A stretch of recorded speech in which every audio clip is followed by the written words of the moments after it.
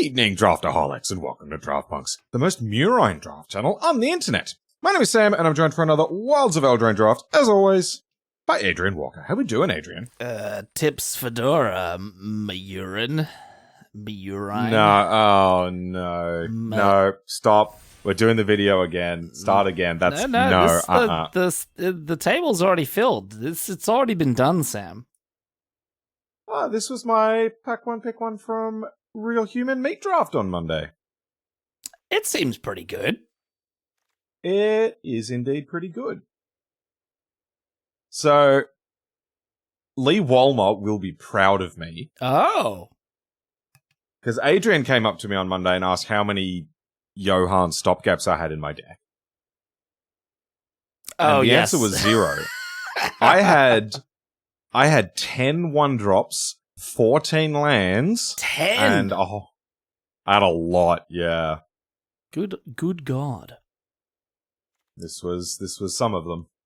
Oh, yeah, right, of course. Yeah, I had 3 Savannah Lions. I had this and two of the White Mouse. So hey, maybe we just run that back. Maybe we yeah. But honestly, you can just play the red half of this and then just find a way to splash the white one. That is a very good point. But just 3 mana, 3 damage is not amazing, but it does the trick though. Yeah, it does the trick. This has really impressed me as well, including in the aggro deck. Because in the aggro deck, it's 1 mana deal 5. Oh yeah, I think this is quite good. Yeah, very happy to pick that one up. I mean, obviously it works okay on defense as well. I've had some people very cleverly play around it though.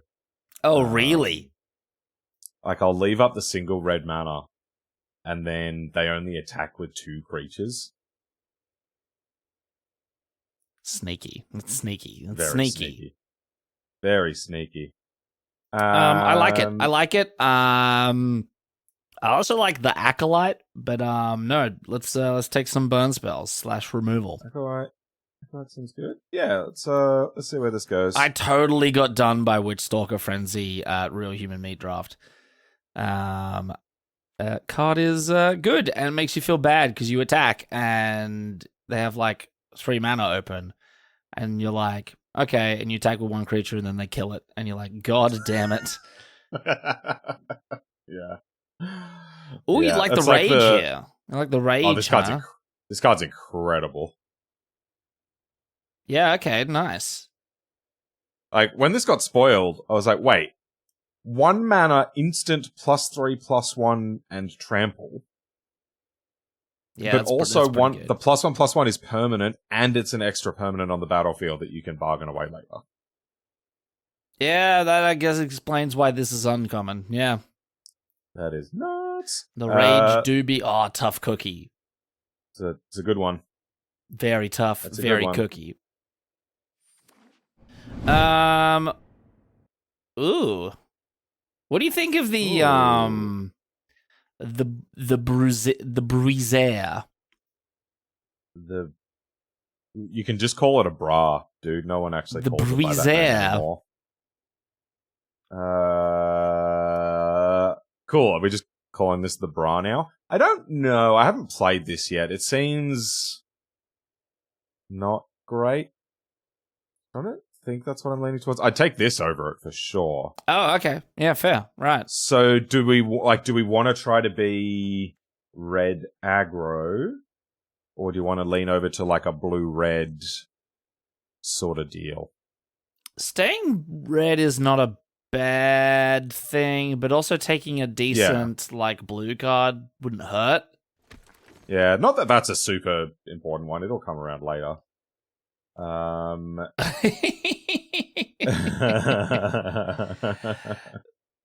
That's fun, but I think it's gotta be Ratcatcher. Yes, or Feed if we want to head over to black. Yeah. Yeah, this wouldn't... I don't think this would pull me into black.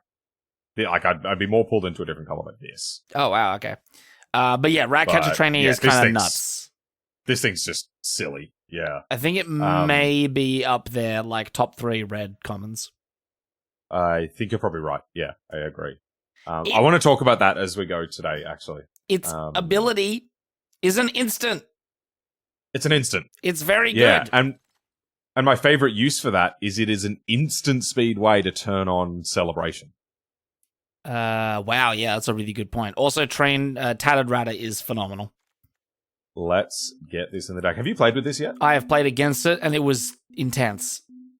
Okay, cool. I've picked it a few times. I haven't actually got it into a deck yet. So yeah, I'm keen to do that. All right, we're looking pretty red over here. Yeah, yeah. As far as I'm concerned, that card reads, white and a red. Rats cannot be blocked. Yeah. This is pretty awesome. Yeah, this card. I also played against this in the same deck. On Real Human Meat Draft Day, and it was phenomenal. So, I think we should pick it. Let's do that. Hey, people, you happy? All the people saying, Sam, you keep drafting awesome, fun, cool, very awesome blue decks. What about aggro? That's what they're all saying. That's what they're all saying. What is Sanguine Bond again? Is that the gain life, lose life thing? Yeah. Yeah. We'll put that on the bucket list for later in the format. I don't like Grabby Giant. You don't? Yeah, I can see that. I don't hate it, though. I think it's fine. Yeah. Okay, this is kind of interesting. Do we pick white cards now? Yeah, or green cards. Or green cards. God, I don't know. That's tricky. I'm gonna grab. Yeah, I'm actually kind of with you on that one. It feels a little weird. Wow. Well, guess what colors are open? Yeah. So, honestly, at the moment, I've been hearing a lot of chatter about how good just the mono red aggro deck is. So I don't mind steering in that direction. Oh, mono red. That being said, I don't like either of these. So I'm just going to grab. I think Witch's Mark is actually not bad. Okay. Well, all right. Well, this one's pretty good. That's one of the better green cards, I think. Yeah, I agree. Yeah. This thing's. I haven't played much with it. I've played it in like catapult decks, but in your aggro deck, I'm not sure you want to spend 2 mana to just like move cardboard between zones. But you get it does add to the board though. It puts an extra point of power on something. That's true. Yeah, it might be better than Have you seen it? Yeah, it got played against me in that one game where I got absolutely destroyed by a red deck. Okay. It didn't like it when it was cast. I wasn't like, oh no, it's over. Whoa, look at all these blue cards. Gadwick's first duel, by the way, is incredible. It is. Yeah. I don't think I've played with a card in Limited that has developed as much value as this. The whole cycle. They're 2 mana, like 3-for-1s. They're so good. Yeah, I agree. And it's so cheap. And it comes down at the perfect time. Like, you play it on turn 2, you, like, ruin their 2-drop or their 3-drop or whatever. And then you scry 2, you prepare your draws, and you scry, like, a sorcery to the top or something, and then you double it and, like, ruin their entire day. It's phenomenal. It is. It's so good. Yeah. We could take it here, but this might be a bit weird, but I really like this. Yeah, okay, kind of like enables the whoa. Yeah, so just to talk about this for a sec. It's a Trumpet Blast, which is just good in go white aggro decks, but it replaces all the dudes that die. Yeah, that's the big part. Right, because when you do the Trumpet Blast attack, they're forced to just, like, trade everything off. But then everything that trades just gets replaced again. It's really powerful. What about Raging Battle Mouse? I don't think this is that good. Okay, maybe not. I don't hate it, though. No, I'd play it. But this, to me, looks a little bit like 1 red, draw 2 cards, make a 4/5.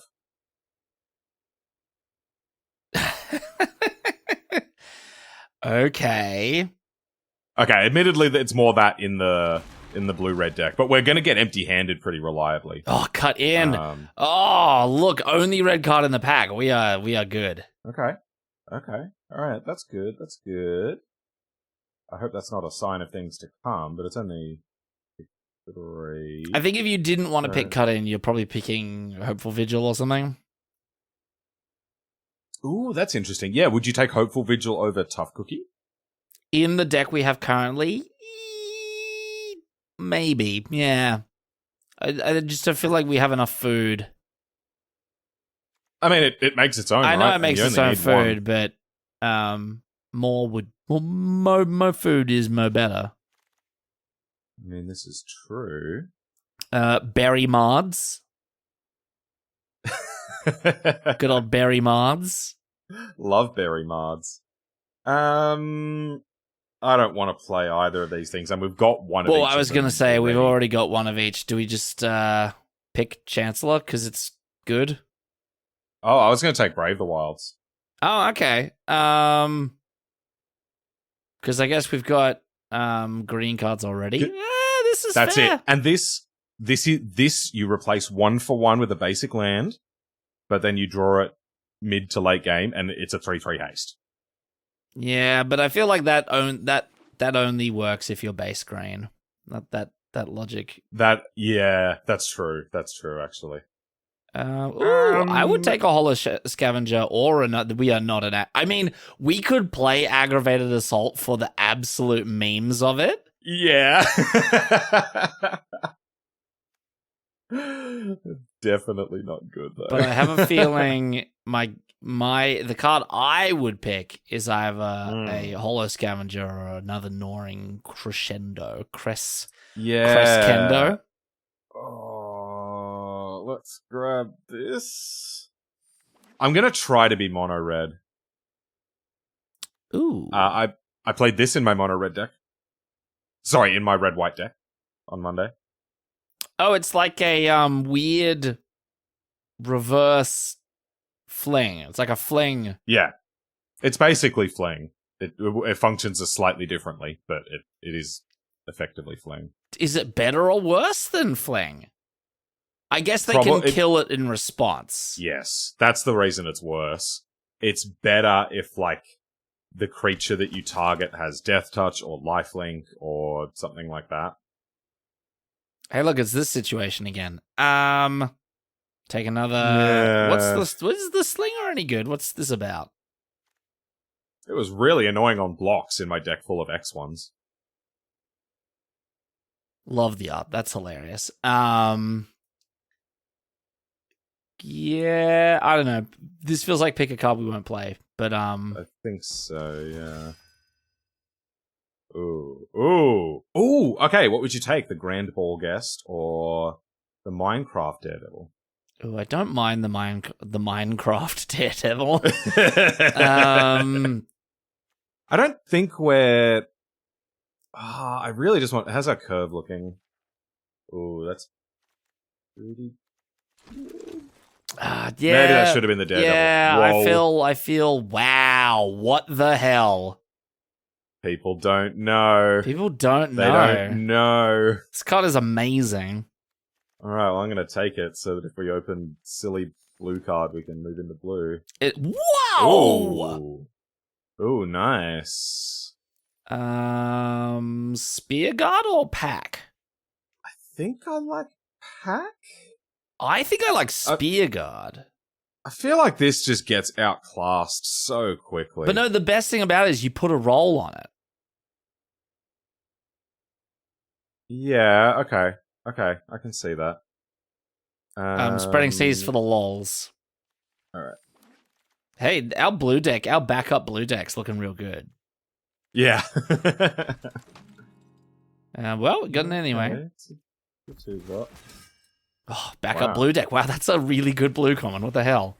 Oh, this is exactly the card I was thinking of. Yeah. I mean, obviously there's the mythic. Oh, wow, yeah. Here, but we're just not doing this, unfortunately. Well, I mean, let's get belligerent. I think so. Yeah, let's get belligerent on the ball, on people's On the ball, yeah, on No, the ball. If you wanted to, I would be open to the idea of picking Welcome to Sweet Tooth. This card is kind of nuts. This card is very, very good. And I may have had an opponent on Monday put 11 +1/+1 down. Jesus. Yeah, if you wanted to pick Welcome Sweet Tooth, I would enable it. Yeah. Oh, this isn't actually that good, is it? Activated abilities, X, power, effect 1, 4, and Gruul, weird, bad overrun. Yeah. It's probably fine in red-green, but I'm not going to get pulled into green for it. I'd take another Tattered Ratter. Or the Threaten. I like the Threaten in this format. I don't mind the Threaten. Yeah. And there are so many boards where the opponent's just hanging on, and you remove a blocker, add an attacker, and it's often just the little bit you need to get that last bit of damage in. Or like at Real Human Meat Draft, they threaten your 7/7 flying Goose Mother. Hilarious. This seems like an easy Frantic Firebolt. I agree. Yeah, we're a little short on removal, actually, aren't we? We've got... I don't know if we're short. Cut in and Frenzy? Cut in, Frenzy, Is that it? Oh, yeah. Oh, no. Heartflame Duelist. Oh, we got the Heartflame Duelist, yeah, true. Let's check this in the 3-drop slot. And this in the 1-drop slot. I'm going to trim these green cards. Okay. Yeah, okay. I think I'm happy with that. Could I have big card, please, Samuel? Okay. Is it big card time? Cards that I like. I'm on a red deck. I mean, it does help us splash. We could like play these, I guess. I don't think we're playing any of these, but I guess I'll just take. I would take the wilds if it's between Flicker Coin and wilds. I'm taking wilds every day, just for that like single planes stuff. I'm not. I'll take it, but I'm not doing that. Yeah, I'll get you around. Oh, double plans. Jeez. What are we up to? We've got 20 playables? I guess I take another Witch's Mark. I don't really want Catapult. Yeah, it's not that great. Not in this deck. I would like to not play 2 Witch's Marks. Ooh, hot. Wow. My heart is telling me second cut in. That's also what I was thinking, yeah. But second Hearth Elemental, I could be convinced. Could you be convinced? Mega awkward if you draw both of them. Yeah, it would be a little, little awkward. Plus we've also got the Witch's Marks that do kind of a similar thing to the first half. So. Oh, wow. Okay. Very good. Take a Stone Splitter Bolt this time? Absolutely. Oh, well, now we have removal. Yeah, okay. Well, we're good for. Also, Sam, I cannot see the cards and no. They're big. No, Gingerbrute, slam it. Let's go. Okay, that's excellent. That's huge for this. Fantastic. Okay, cool. Good. Ooh, another threaten. Slam it. Another threaten? This seems excellent, actually, right? Because you threaten their creature, put them to 2, and then just untap and kill them. Yeah, I was I looked at this. Ooh. Did we take the Spear Guard or the pack last time? Now I think we take the Spear Guard. Okay. Or do you just hate it and want a second No, pack?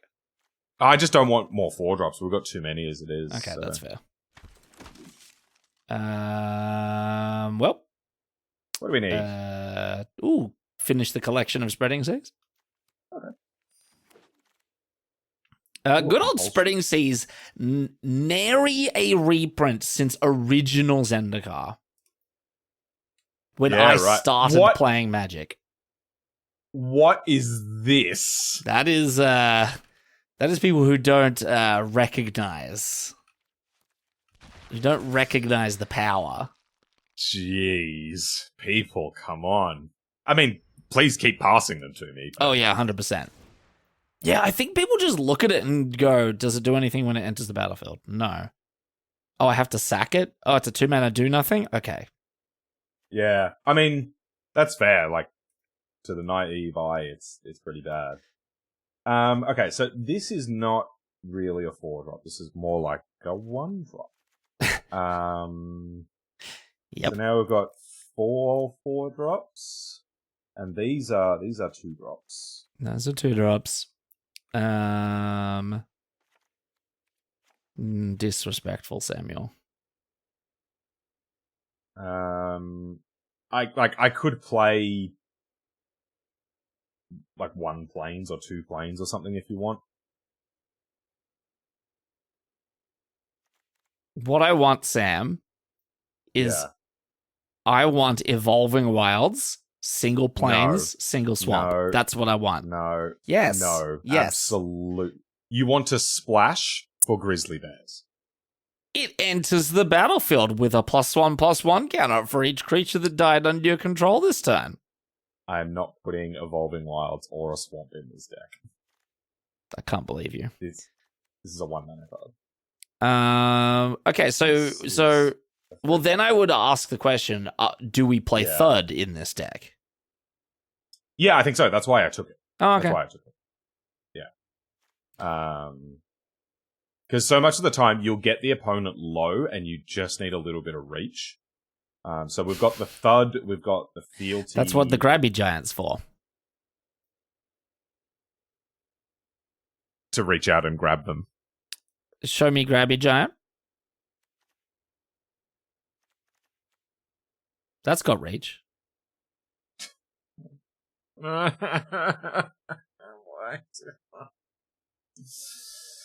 You signed up for this. I did. I can't complain. So just in general, the vibes that I'm settling upon are, how much bargain do we have? I think that question shapes if we play the apple or not. Because I think the apple's pretty good because you can threaten something with it and then sack the apple to a bargain spell. Oh, no, I want to steal their thing, thwap them with it, and then drain them for 3 life. Okay. I think that's why it's going to be good in this deck. Well, put some lands back in so we can see what the numbers we're dealing with. 15? I don't think we can go down to 14. 15 is wild. As in, you think it's too many? I was going to start with 16. But you can get me there on 15, maybe? I think 15's totally fine. Is it making you wait every time you click the up button? Yes. This is phenomenal. I can put 2 planes in. That's probably fine. What? What happened to no Evolving Wilds, no swamp? I'm not putting either of those and cards now in. We're doing 2 planes? Yeah.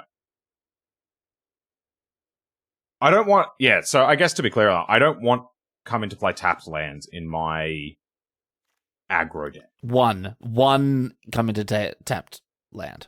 Could lose you the game. I think it's terrible. I don't know about that. I don't think it's that important. Yeah, I think it's really, really bad. Okay, yeah, sure, 2 planes, why not? Like, if this was Bitter Blossom, I would do it. But it's Grizzly Bears. I'm not... It's not Grizzly Bears! Most of the time it will be. It is not Grizzly Bears. Okay, well, sorry, let me be clear on that. If it's the late game where this is going to come in as a 3/3, you want to use it for the Thud effect anyway. You only want the black half of it on turn 2. I don't know about that. But anyway, look, fine. Okay. Yeah. But, like, this one... It does stuff. It's aggressive. I get it. Yeah. Put 2 planes in. Okay.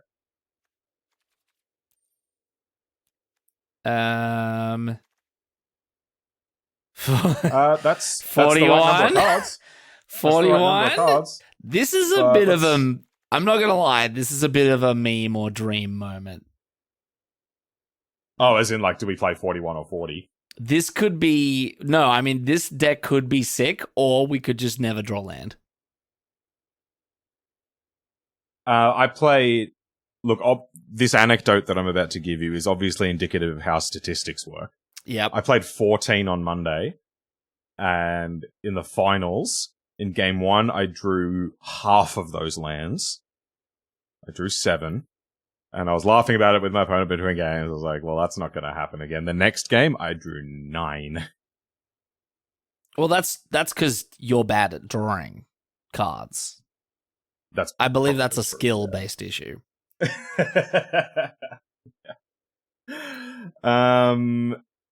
Shall we trim a Witch's Mark?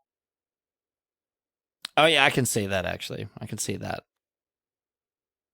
It's not a very high-impact card. Yeah. I'm not super stoked to be playing this, but I think we just want to keep that creature count. Berry Mards. Good old 3-mana 3/2s. That's a 4-mana 3/2, actually. It's even better. Yeah, can be. Are there any other random dorks that we want to get in? Like, I could play another Berry Mards. I'm not. The more I think about Berry Mards, the more I'm. The lower I am on it. I don't like it either, but I just want to make sure we don't have a hand full of like Berry 2 Mards. removal spells and a Witch's Mark. You know, I'd keep that. 2 removal spells, Witch's Mark, Nor, and Crescendo. Okay, that's worse. You know, it's like just not where we want to be. I was thinking there's at least one creature in there. Yeah. You see my point. Okay, let's try this. Lee and all of you other red degenerates, there's something there. Tell me what I did wrong in building Degenerates. Yes. Thank you. That's why I keep you here. Thank you. That's okay. It's possible we should have just leaned into green and been red-green. Well, you know what they say, Sam. Tell me. Hey, This Sam. is exact. Hey, Sam. That's a mole. That's a mole. Ooh, now we're talking. Or get rid of Berry Mards? Whoa.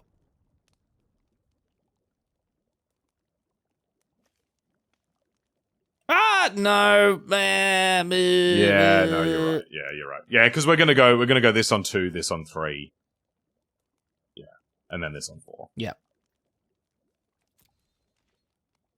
I wonder if we can get away with maybe even 14 lands because of the hand smoother. You know how we like a good smoothing here at the Draft Punks. We do like a good smoothing. See, that's why you bottom the land. That's why you bottom the land, I guess. And I'm a lot of the time team bottom the land. Tatter some ratters. Rat-a-tat-tat. Don't kill it. Don't touch my tat. Ah, they killed it. Ooh, Sultai. Straight away. How do you know? They're not roping us. Goddamn. Doctor jokes over here. You signed up for this. I love this card. Oh, really? I am... Create a food. I am a proponent. They want a food over a 1/1. I think this card is... it just gets better and better for me. Yeah, I'll play the belligerent, yeah. Because it gets celebrated. It gets celebrated. Celebrate. It's a celebration. Unless there's just something that they play that we must cut in. Which would be totally fine as well. Yeah. Either way, we get in for 4. Well, couldn't cut it in if we wanted to. Okay. Oh, we have Steel and Sack. I didn't even realize. We have a third. Oh, true. Oh, sick. Yeah, that's really good. Okay, cool. All right, so let's do this. Wrong side. Oh no, sorry. Whoops. I'm smart. Give him the Menage. Yeah. Bam. Can we draw the third, please? Everything's a sorcery in this set. My kingdom for the... They're getting a little ranched over here. I mean, they used a removal spell. 2. Okay, sorry. Yeah. And efficiently, right? Yeah. Meanwhile, we've drawn 6 lands. Yeah. Cut in the 1/3 and attack with a young hero rat. Yeah. We're not the beatdown, but I don't think we have choices. We are always the beatdown. We are always the beatdown. Always be beat down. Yeah. ABB. They're... ABB. Always be beat down. A always B C beat down. Oh, it's your friend. Oh boy. Well, It's thud, your friend. please. Can we have a thud? That's not a thud. Good lord. So if we yoink it, we get in for 3, 4, 9. Puts them to 7. This drops them to 4.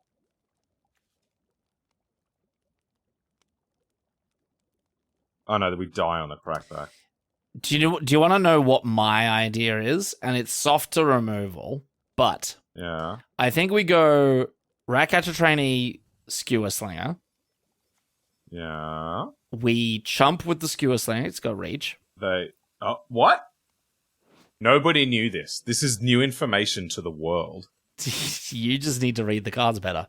And then try to surprise kill them next turn. And try and surprise kill them next turn. That's all I've got.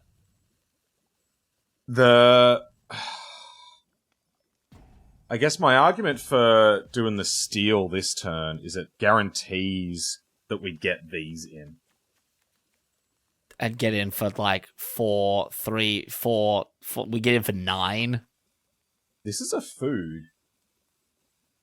I could sack the food to draw a card. I think I'm going to do this.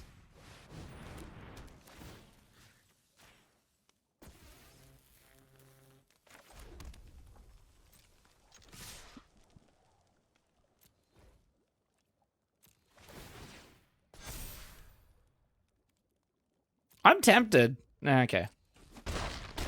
So do we gain a life with it, or do we... Yeah, okay. This is extremely soft to removal, but I think we've got to take those chances. Yeah. Because, I could have gained 3 life there, but then how are we winning? Well, there you go.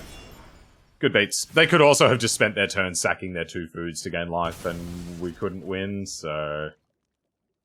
I mean, yeah.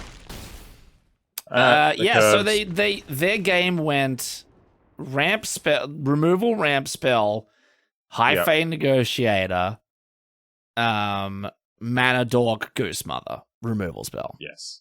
Yeah. Pair of removal spells, High Fey Goose Mother. Yeah, nice. Okay, that'll do.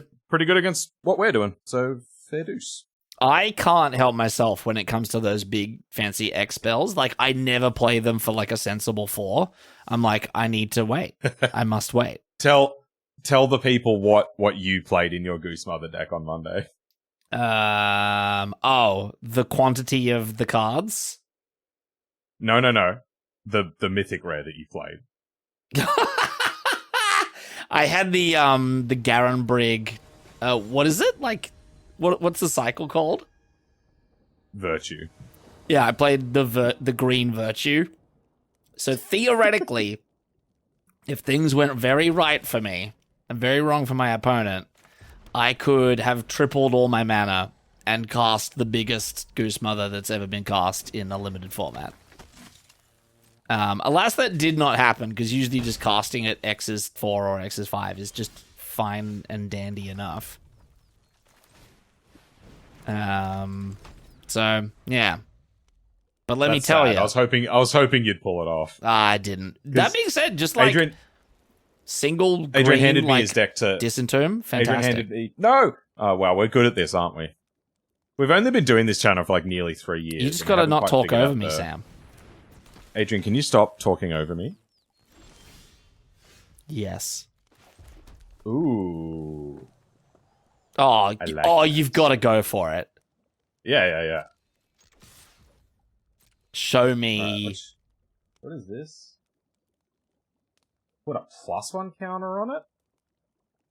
Yeah, it's really good. Can I interest you now in Monstrous Rage Tattered Ratter? Or do we want to use Monstrous Rage to like win a combat? I think so, yeah. Or do we just Firebolt Ash? I think that's what I'm gonna do. Is Firebolt a sorcery or an insult? I was gonna say you could like wait and see if they like extend out into it. Yeah. But it seems a bit risky. I'd fire it off now. Seems like the sort of thing that could just get well out of control. Yes. Oh, nice. Cool. I'm so glad we spent our entire turn doing that. Yeah. Okay. Balls. So they were just like, race. they were like, thank you. Yeah. Okay, so let's go in.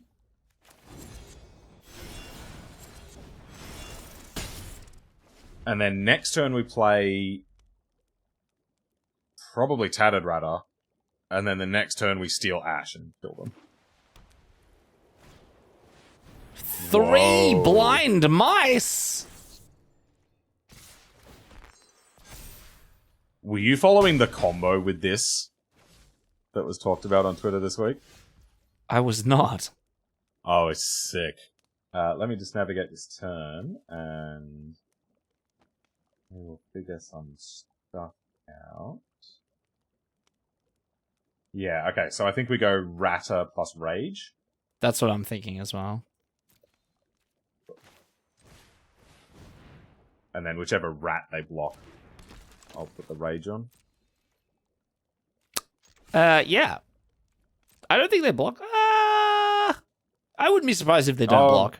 Because they don't have any tokens to copy with their, That's fair, yeah. I would Rage anyway, though. And I think I stick it on a rat. Yeah, I agree.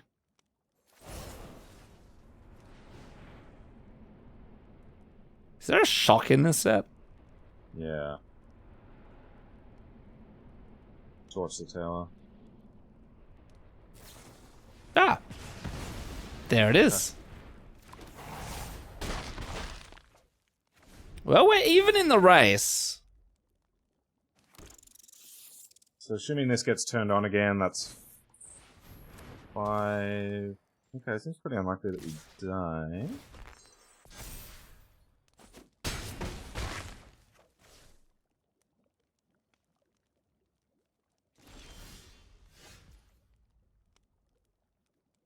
So if I just yoink Ash, they chump Ash, and they only take 3? That seems if I bad. yoink the 1/1, I get in for 4. Oh, and I can gain 3 life here as well.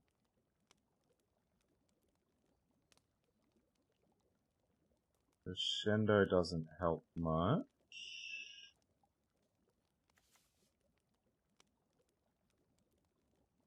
Maybe I should have waited on the Monstrous Rage to point it at Ash.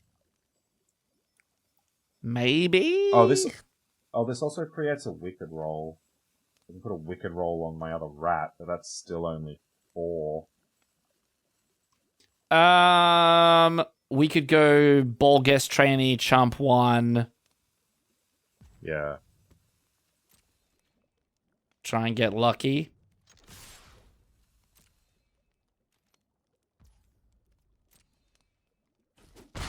Because they have used a bit of their removal. Yeah.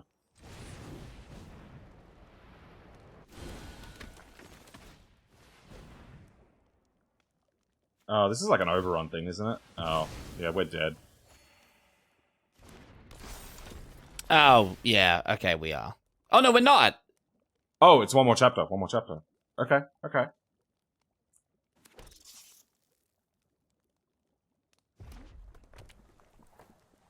That's it. Just all lands in hand. Spoopy and crappy. Okay, goes for it. Block a mouse. Block Ash. Go to 1. Can't see you. Oh! You seem to be alive. 5 is not quite enough for 5. So if I steal this, and that's... And then I get a wicked roll on, say, this, and so that's 4, 5, 6, 7. So the 3 life they gain from the food is... Oh no, hang on, this might be better. Right, because I attack with everything, and they block this. And then I get in... 3 plus 4 is 7 as well. Okay, I think we're dead, but I think you gotta try something at least.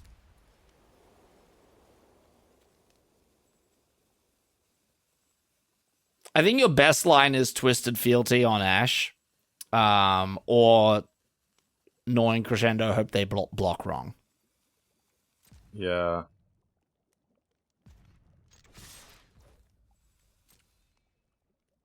Possible they don't block. Oh! Ooh. That one's got Wow, trample. that's huge! Oh! Oh! I'm holding my breath. Oh my god! We got away with some bullshit. Literally the only way. Yeah. They must be kicking themselves. If they did anything else. They blocked the thing with trample. And They've we got had bigger Talon when they Rana. blocked it. Oh, Like, even just on board, that was more damage because they blocked. incredible. That's amazing. Okay, that's a hashtag Draft Punks moment. Hell yes. Oh god. Oh, Adrian, I love doing these videos. Very good. That's so sick. Well, we avoided the O2 run it up, so we've still got a couple losses in the bag. Well, here's our triple removal spell hand. I don't think we keep this. On the draw. Yeah, I could see keeping it, but it's not aggressive. Yeah, I think I want to be more aggro than that. This is a bit more aggressive. Yeah. Throw away the crescendo. But you love Kendo. This is true, I do. What do you think? I was thinking the thud. But I guess the thud goes nicely with the big 5-4. That's what I was thinking. Yeah, maybe the crescendo is just not that good. Yeah, because we're not going very wide. Yeah. Okay. I mean, hey, speak for yourself. I had pizza for dinner. Ah, so we are going wide. We are going wide. Look at all these red decks we're playing against. God damn. Ha! If only that was a swamp, Sam. That's true. Could have run out our grizzly bears. Could have run out of... And you know what? We didn't run out of grizzly bears. So who's laughing now? Not us. That's true. Are you ready to get belligerent? Belligerent on someone's ball. Okay. Okay, we have been flicked. Ow. They have inflicted damage on us. So do they flick the coin at us, or are we the coin getting flicked? No, they inflicted damage on us. Oh, God. Okay. Haha. But no, seriously, are we getting a coin flicked at us, or are we the coin being flicked? I need to know. Good question. Get in the comments. What's this a reference to? Flicking coins. I think I'm pretty sure it's a reference to something. I just don't know what it is.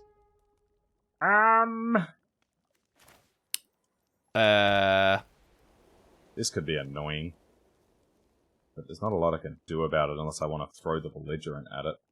Just attack for 6. Yeah. Come on, block it. What's the worst that could happen? It's a lot of damage. That's nothing to sniff at.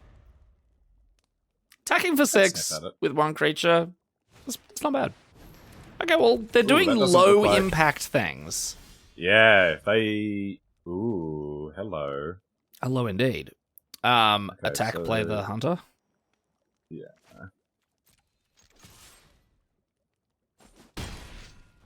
Well, the hits keep coming. And they don't stop coming. They don't stop coming. Rest in peace, that guy. Smash Mouth Man. Dr. Smash Mouth, I believe his name was. That's exactly who he was.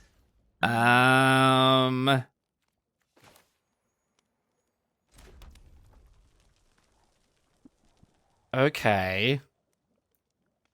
So that's got Menage. It does have Menage. Do you know what I'm tempted to do? And maybe it throws away our win a little bit. But if you played a Ginger Brute and then you Hearth Elementaled, throwing away our Thud. Yeah. If we could find another cheap permanent, we could give Belligerent Menace also. Yeah. Or do we just swing because we're going to, like, trade with something at least? And just accept that this is going to just trade with the dogs? That's the problem. Yeah. Maybe they...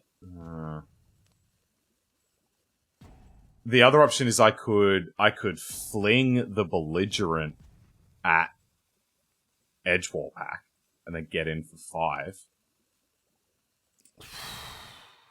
Or I make the big attack, they double block. No, that sounds terrible. Okay, if you're gonna do that, yeah, Ginger Brute, make it unblockable. Swing with all except the trade, and then we'll figure it out later. Maybe we just fling a Hearth Elemental at them. So just, like, do this? Yeah, and attack with Hunter. Oh, you like all of them? Yeah. Okay. Keep the pressure up. Is this how you play aggro? Just don't think, turn everything sideways? Oh. Deal? Great. They are on 3.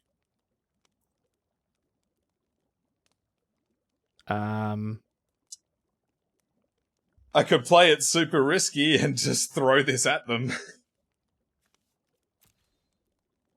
But I don't think... I don't think you do that. I think we pass. Yeah, okay.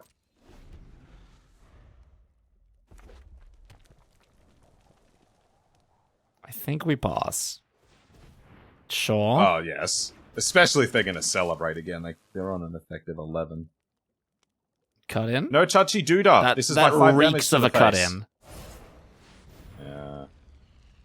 Why aren't you an instant? That'd be really good if it was instant. It really would, yeah. That being said, if we had done that, maybe they would have cut it in last turn. I don't know if I can't remember if they tapped out.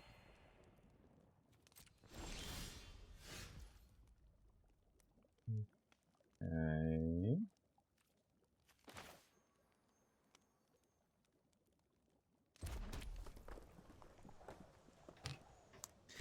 I'm inclined to just go unblockable and play a 4/5. Or maybe play a 2/2, play a 4/5. How much mana have I got? 7? Yeah, play a 2/2, play a 4/5. I prefer that.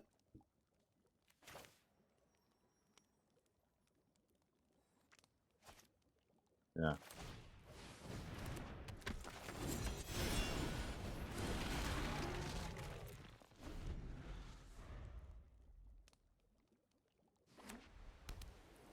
Please don't celebrate. We can't beat a celebration. Oh dear. Oh. Wow!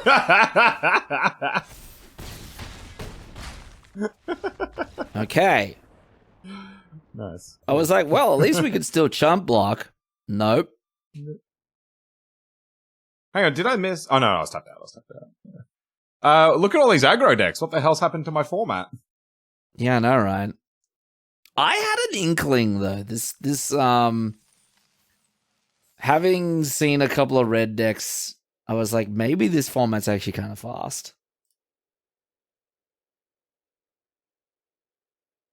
Yeah, I'm not losing hope just yet. I think there's enough things to do in all the colors that you don't need to do aggro. I think you need to be efficient, Yeah. but I don't think you necessarily need to be playing 3 mana, 2 creatures can't block. Well, it went well for our previous opponent, Katie Pepe.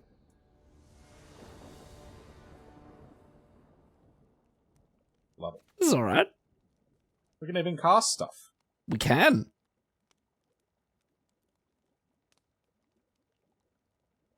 I would have loved some 1-drops for this. Yeah. We've got the Ginger Brute and the 1/1 haste. Yeah. Yeah.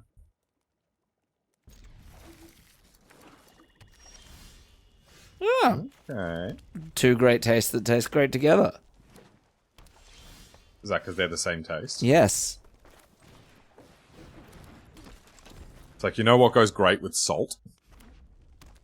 Everything else. More salt. Goodbye. Okay. Get belligerent on them.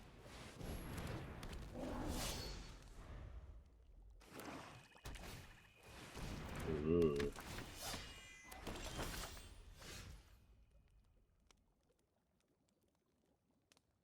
Okay. Just blaster. Do you reckon they'll block? I don't think they'll block.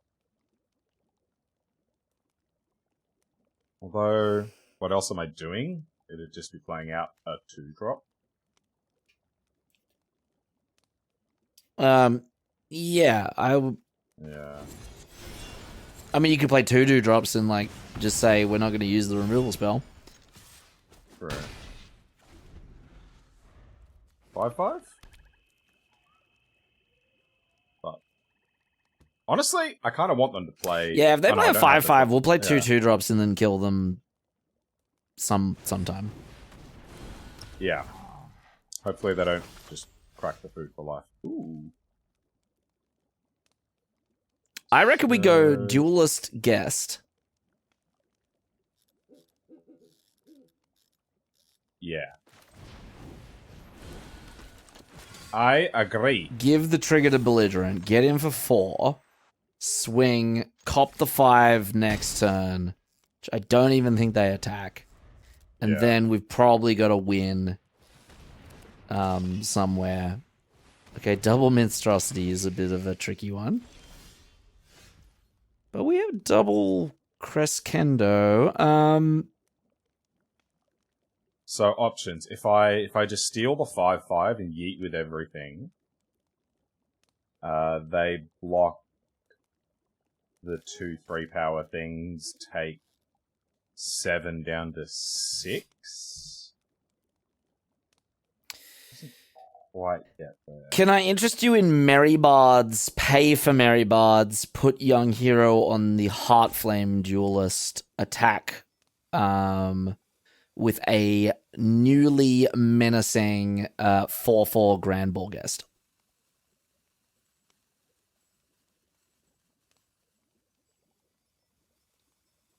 Don't I need to put the thing on this? Why would you 'Cause do otherwise that? it just so it becomes a 5 power. Oh, I mean, you could do that then, but I don't think... I'm not... Because otherwise they just block with Hunter and Monstrosity, and I can't kill the Hunter, so this just trades with a Monstrosity. I was just going to accept that. Oh, okay. Okay. I mean, I think I like that at least. Or I put it on Grand Ball Guest. Oh, and it's a 5/5, and then trade with the 5/5. It'll be a 4/4. Oh, unless I put the trigger on it. Oh, but by the time it attacks, its power is greater than 3. Nah, chuck it on Heart Flame. Yeah, so this is not going to be a 5/5. Oh no, it is. It's +1. Okay. Yeah. So just it. Yeah. Which I think is all right. That's fine. Yeah.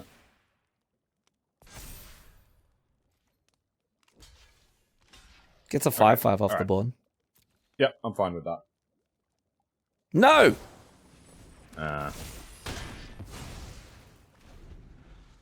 Well, that I even sucked. saw them have the stop. Oh, that. Well, at least they've got a 6/6 that we might be able to conk them with. True.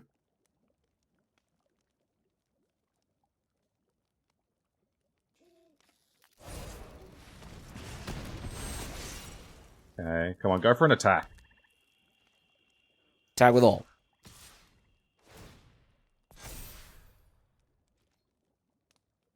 So that's 10 damage. If we steal the Minstrosity, we get in for 8 as it stands.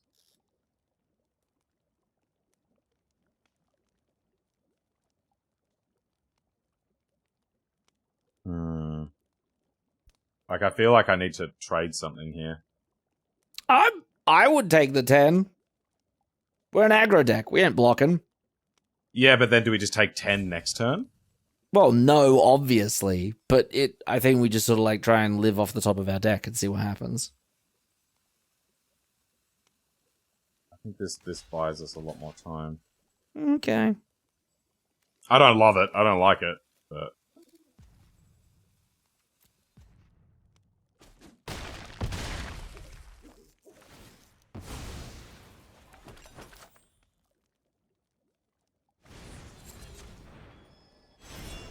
Okay.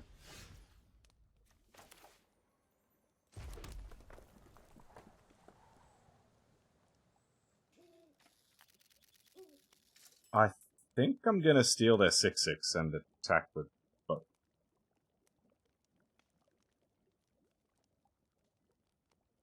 And then they trade with Heartflame Duelist. Yeah. And then we're left with nothing. Yeah. But we got in 6 damage. Yeah. Plus got this on the board. I don't believe in it. I could just discard my entire hand. Yeah, I guess we don't have many options. Yeah.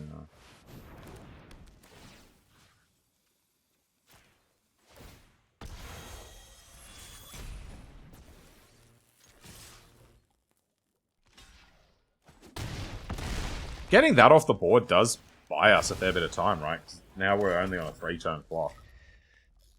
I guess so. It's just that they're gonna play another creature. They got 2 creatures in hand. We have 1. Our creature is expensive. There's a relatively cheap. They're gonna gain 1,000,000 life.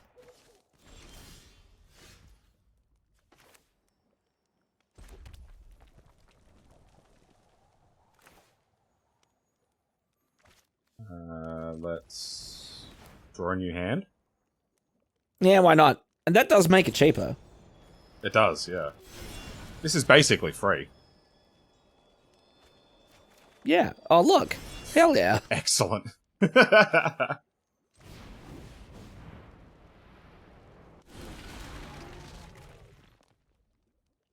Oh, we really needed some gas off that one. That sucks. Well, we're not dead yet. Oh. Digging for removal. That's helpful. Well, watch. They'll hit the candy grapple and we'll be dead.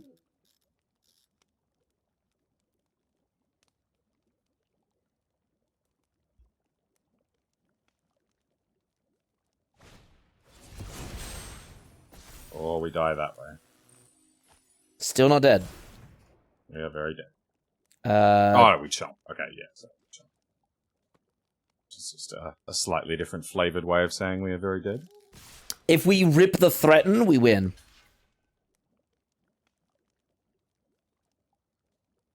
Wow, true. Can we get a one time? God Yes! damn it. Let's go. Should have played 12 lands.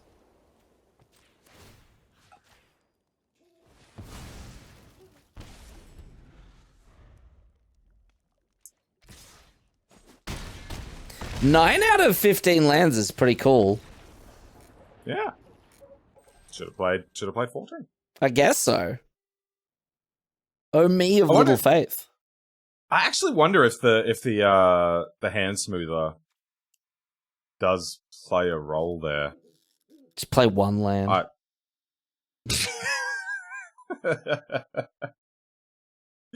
Now we're talking. I know complaining about flooding or whatever is kind of stupid, but it's part of the reason I don't like playing aggro. You flood in other decks too. I know, but blue decks can, for example, loot them away, or they draw lots of lands, but they have card advantage spells, so that you spend 3 mana to draw 2 cards, and then you can unload all of those cards as well. I mean, we cast a card advantage spell. We just drew lands.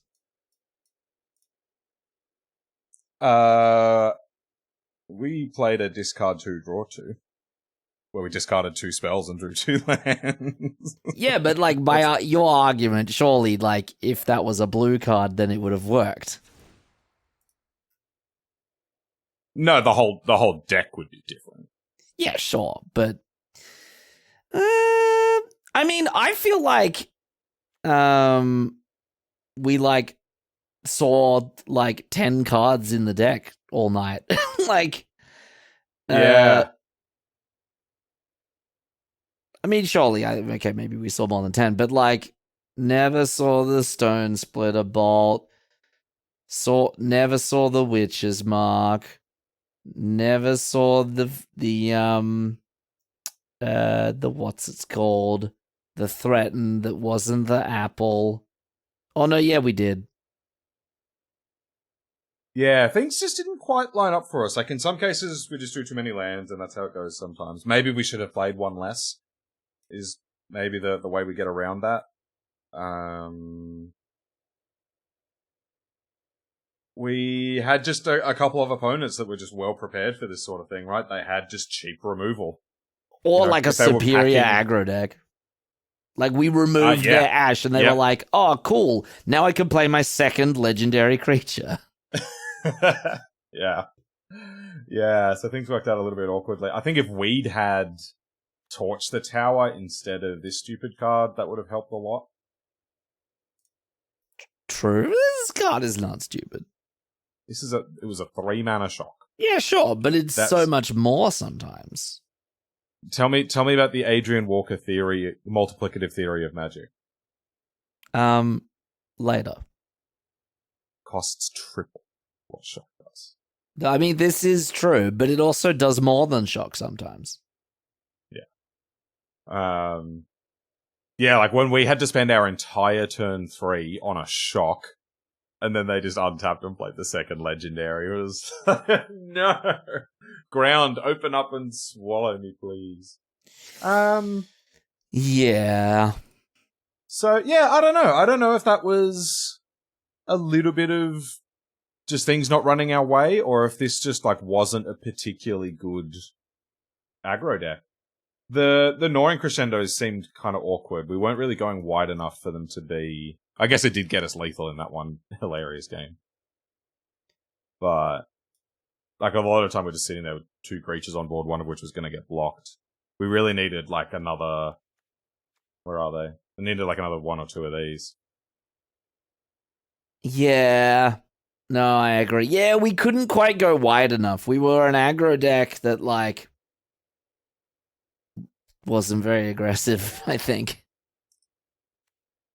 I mean, yeah, if we'd had better 1-drops, and then we just had some fluff in here that was clunking up our hand.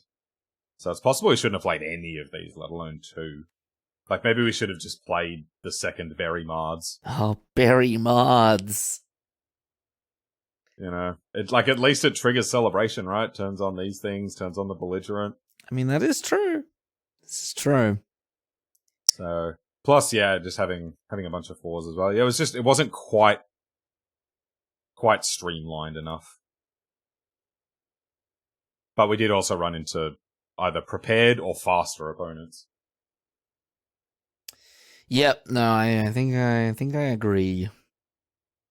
Okay. So, guys, we'll keep experimenting with this. There certainly seems to be a powerful mono red deck in the format, even if this wasn't an amazing build of it. Yeah, true. Well, hey, look, you can't win them all. Yeah, that's it. And hey, I'm still very much in experimenting phase with this format. One thing I was going to mention that I'm really kind of excited about is normally we get to this point in the format. We're recording this on Wednesday, just for reference. We won't tell you and which we've one. got no. It's like Wednesday 3 years ago. Normally we've got like an idea of what the best color is, what the best deck is, but we don't. That's true. Maybe that'll change by the time we publish this, because it is early days. But looking at all of the content creators that I follow, there is no agreement whatsoever among all of them what the best colors are, and I don't agree with any of them. I don't have a firm opinion of what the best decks are. I know, I think black's really good. I like blue. Others don't like blue. I don't like green. Others are liking green. I love it. I love how little certainty there is right now, even kind of a week and a half in. Yeah, no, I think I agree too. The thing I'm noticing is that, like, it doesn't feel like there's one color that's far and above the rest. Yes. Because they'll be far and above the rest in maybe, like, an area. Like, blue's maybe got the best spells. Yeah. But maybe red's got the best creatures. Yeah. So you kind of have to, like, build a deck that uses, like, the good spells in blue and the good creatures in red to make something work, or you, like, use black's, like, good removal. Yeah, it's tricky. Yeah. Yeah, it's really interesting. So please keep leaving those comments telling us what you're thinking of pick of the week and what you're thinking of the decks and choices. It's really interesting listening to everybody with this format. I'm having a blast with how kind of murky everything still is. It's murky. unusual. Like, would you say that we're in the wilds? No. Do you remember with Lord of the Rings on early access day? We finished it. No, I think we were even just in our second draft. And we just went, holy crap, the black cards are on another level. Yeah. Well, I mean, they were. That's my point, right? We picked up on it on day one. Oh, right. I thought you were going to make a point about Ancestral Recall, but yes. Sure, yeah. But, like, black was absurd in that format, but we noticed it immediately. That's day a one. Really good point. Whereas, we're a week and a half into this one, and no one can even agree on what the best color is. Yeah. Yeah. So, now I can jump into the shout outs right now if you want. Or how do you feel about doing a little prediction about what the best commons are in each of the colors? Because by the time this comes out, we'll have enough data to actually be able to look at the data and see. But at the time we're recording, I don't think either of us have paid much attention to the data, so we'd just be going off our impressions. Okay. You want to try that, or do you want to just do the usual? Okay, let's give it a go. Okay, I think this could be fun. Why don't you go first? You can either pick a color or just start with white. Oh, okay, we'll start with white. Okay. And we're just going for, like, number 1. go a top 3? Top 3. Top 3 white commons. Let me get my very excellent list of white commons. And I'm going to say, I think best white common is going to be Hopeful Vigil. I agree. Yep. And I don't think it's close. I think it's going to be seconded by Stockpiling Celebrant. Nice. I like it. Yep, I think I agree. And then I think somewhere in there, depending on how... I have to tell you what my finals opponent did to me on Monday. He played Unexpected Journey, I think it's called, the XX blue. Oh, yeah, the big X mass targets. wrathy thing. Yep. Yeah, so he exiled one of my things and his own Celebrant. I play my thing, he draws a card, he plays his Celebrant, draws a card, picks up the Otherworldly Journey. Oh. Damn. Then he played Johann's something, I don't remember what it's called, the blue-red saga, that chapters 1 and 2, it copies something, and on chapter 3 you lose the copies. Oh, right. So he played that, chapter 1 copied his rare, chapter 2 copied the Stockpiling Celebrant and picked up the thing. Oh. It was nuts. It's so good. So yes, I'm with you. Number 2, Stockpiling Celebrant. What are your thoughts for 3? Then I think 3 is a bit of a crapshoot. I think depending on how fast or slow the format ends up being, Archon's Glory or Cooped Up. I'm 100% with you. I was going to say the exact same thing. Okay. Would you like to have a go, or is that we? No, that's exactly what I would have said. Love it. Okay. That's very boring. We don't have any arguments on here. Blue. Best blue common. Let me check it out. I want to say Johann Stopgap. I agree. I'm now going to maybe blow you away a little bit. Go for it. You're going to say Living Lectern. No. Aquatic Alchemist. That's what I was going to say. Oh, okay. Okay, well, now I'm probably going to blow you away a little bit. Yeah. Vantress Transmuter. I agree. Oh, god damn it. I agree. Yep. And then I think Spellstutter and Snaremaster Sprite are both good as well. Yes. I'm with you. I also want to shout out, Alchemist. I think Sleight of Hand is good. Yeah, me too. I think it's good, certain... and you should play... Yeah, if you're in like a Spells Matter deck, absolutely. Yeah. But I think if you just have one in your blue deck, fantastic. Sure. Yep. It's really good. I think that's totally fine. No, I agree. Wow. Yeah, no, I think I'm with you. Yeah, Stopgap is just incredible. Alchemist has felt like the key to the blue decks. I don't think the blue cards are strong enough to play a control game, but they play a tempo game really well, right? Ballooner's Gatekeeper is a good, efficient bounce spell with a win condition on the end of it. Stopgap's an efficient bounce spell. Snaremaster Sprite is good at playing that tempo thing. Vantress Transmuter is good at playing that tempo thing. And so if you can kick all of that off with 1 or 2 Aquatic Alchemists, that's how I've liked playing blue. Yeah, agreed. I'm with you. Yeah. It might not even be a matter of like Alchemist is best. So it might not even show up as like one of the best in the stats, but it's important. You have to have it. Is my thinking. Yeah, I think I agree. Yeah. Great. Oh, well, lockstep. Where's all the Draft Punks arguments? This is lame and boring. Unsubscribe. All right. Tell me about black. This is the interesting one. I reckon you and I are going to have the same hot take here. Okay, I think the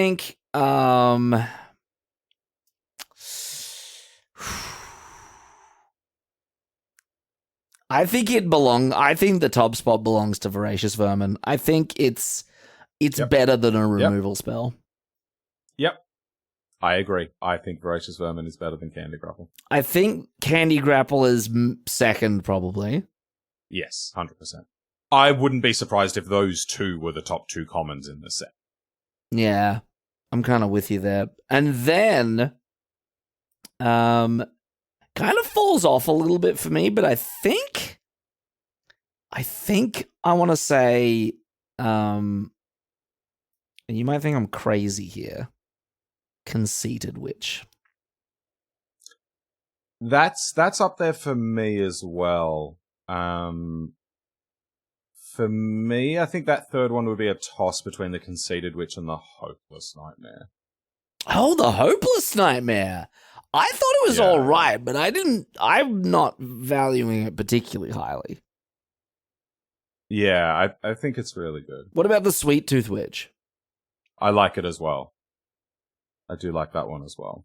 Yeah, because for me it was like between the witches, I think. Okay. And I also kind of like Barrow Naughty. I have a soft spot for Barrow Naughty. I don't know why. You can have that as your favorite bad comment at the end of the set. Might be good. It might be good. But with you on 1 and 2, I like the Conceited Witch a lot as well. I respect that. That's close. I think the Hopeless Nightmare will end up being better, but I've played Conceited Witch more. Yeah. So, I don't know. Do with that information what you will. But yeah, though, I think Black is really strong in the format partly because it's got those 2 commons, which are just so good. This is true. Cool. Red. Okay. Number 1. 1's pretty easy, right? Well, I don't know. It seemed a little tricky for me. But 1, I think, belongs to the Ratcatcher trainee. Whoa. Wow. Were you going to say Torch? That's 100%. Nah. Yeah. I reckon... Okay, there we go. We got our hot take, our disagreement. I reckon Ratcatcher trainee represents so many bodies that it's just super good. Okay. All right. And the fact that it allows you to like hit them, like keep up a removal spell, and then when you don't want to remove anything, like add to the board, crazy. I mean, I agree. It'll be number 2 for me. I'm not going to argue with anything you've just said. Okay, well, yeah, then I think in like number 2/3, I think there's some sort of combination of Torch the Tower and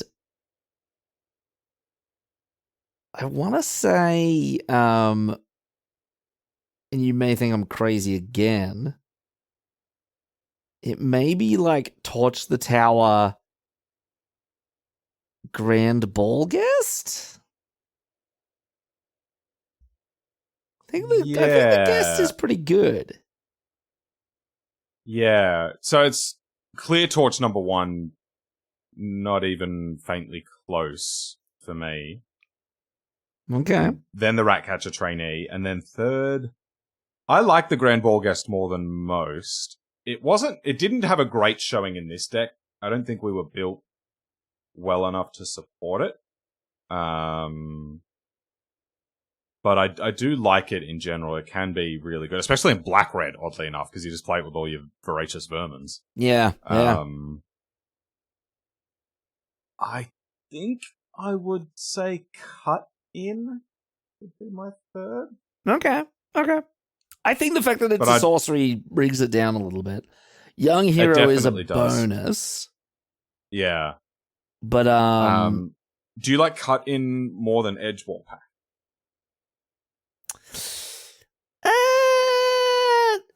I like both. I would ideally in a deck want one of both. Yep, I agree. But that being said, in a deck with other removal, I would probably prefer the Edgewall Pack. Yeah. It would totally depend on what you're missing in your deck. But early in the draft, I think I would say Cut In. Yeah, I think you're right on that one. I don't have high confidence on that. Okay, let's finish it off with green. The greenest color. Okay, best. This is where I get to absolutely cook. I shall now cook, Samuel. Let him cook. Best green common. Yeah. Return from the Wilds. Whoa! I'm calling it now. Cool. All right, we were lockstep for the first 3 colors, and now we are diverging like the sum of the natural numbers. I Wow. really like Return from the Wilds. Okay. And I All think right. green lends itself to a bit of a bigger mana strategy. 3 mana, like rampant growth that makes a 1/1, fantastic. Yeah. I really like it. And the other thing it does really well is enable like a double bargain. So like you just go human food, and now you can bargain 2 spells now with 1 card. I really like it. Sure. Okay. Helps you splash. I think it's good, Sam. I think it's good. I think if you wanted to not have the opinion, it would probably be something like Brave the Wilds or Hollow Scavenger. I don't know. Yeah. Okay. I like the hot take. I respect that. I don't agree with it, but I respect it. Number 1, I think for me is clear Hamlet Glutton. You think it's that good? Oh, it's nuts. I've not played with it yet, and I think it's decent. I just I think when I see the card, I look at it and go, "Oh, 7 mana," and then I move on to the next card. But I do know that this costs 5. Yeah, I'm now at the point where I see all bargain cards as bargain turned on. Yeah, okay. Maybe that explains why we were looking at Torch the Tower differently, because to you then it would be Magma Spray, to me it's Lightning Bolt.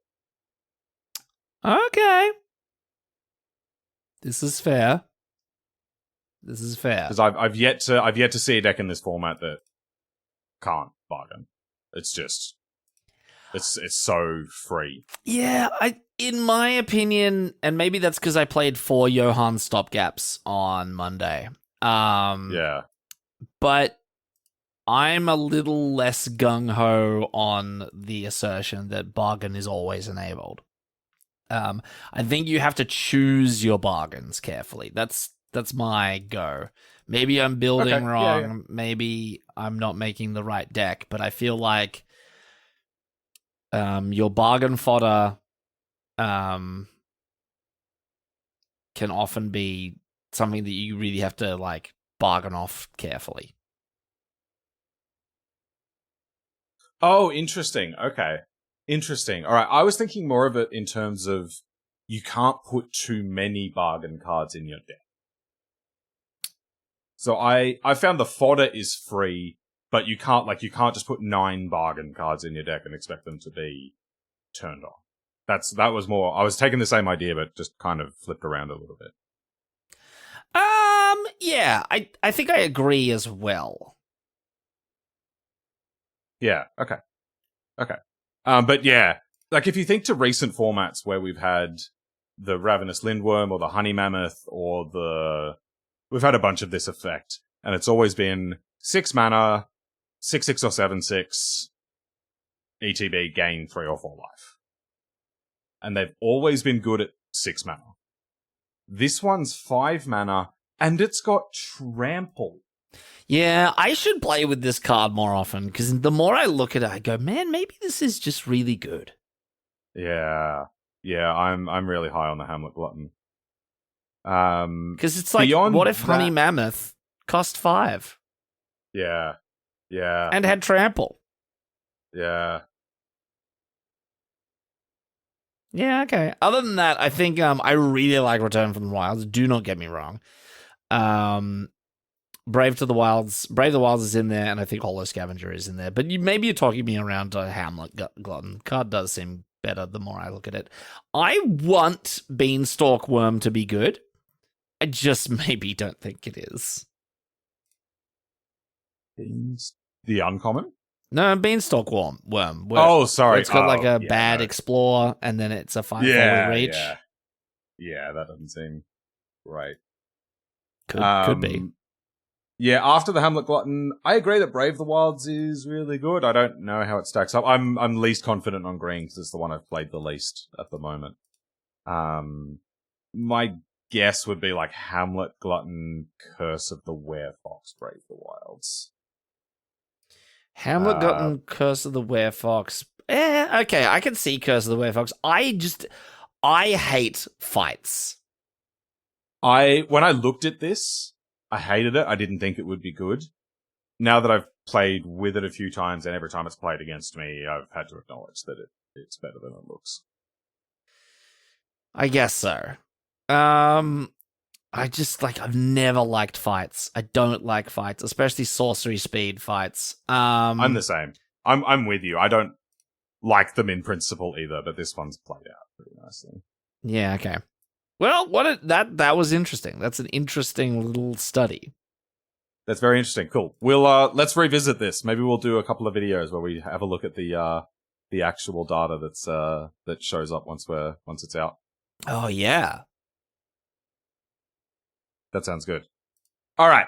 That'll bring us to the shout outro. This is where we give personalized shout outs to the top 8 comments on our last video and a personalized shout out to every new commenter. While we get that ready, let's put today's pick of the week up on screen. Drop us a comment. Let us know what you would have taken here, and we may well feature you in this segment next week. You get to be famous. Adrian, what do the fine folks have to say about our very interesting pick of the week last week?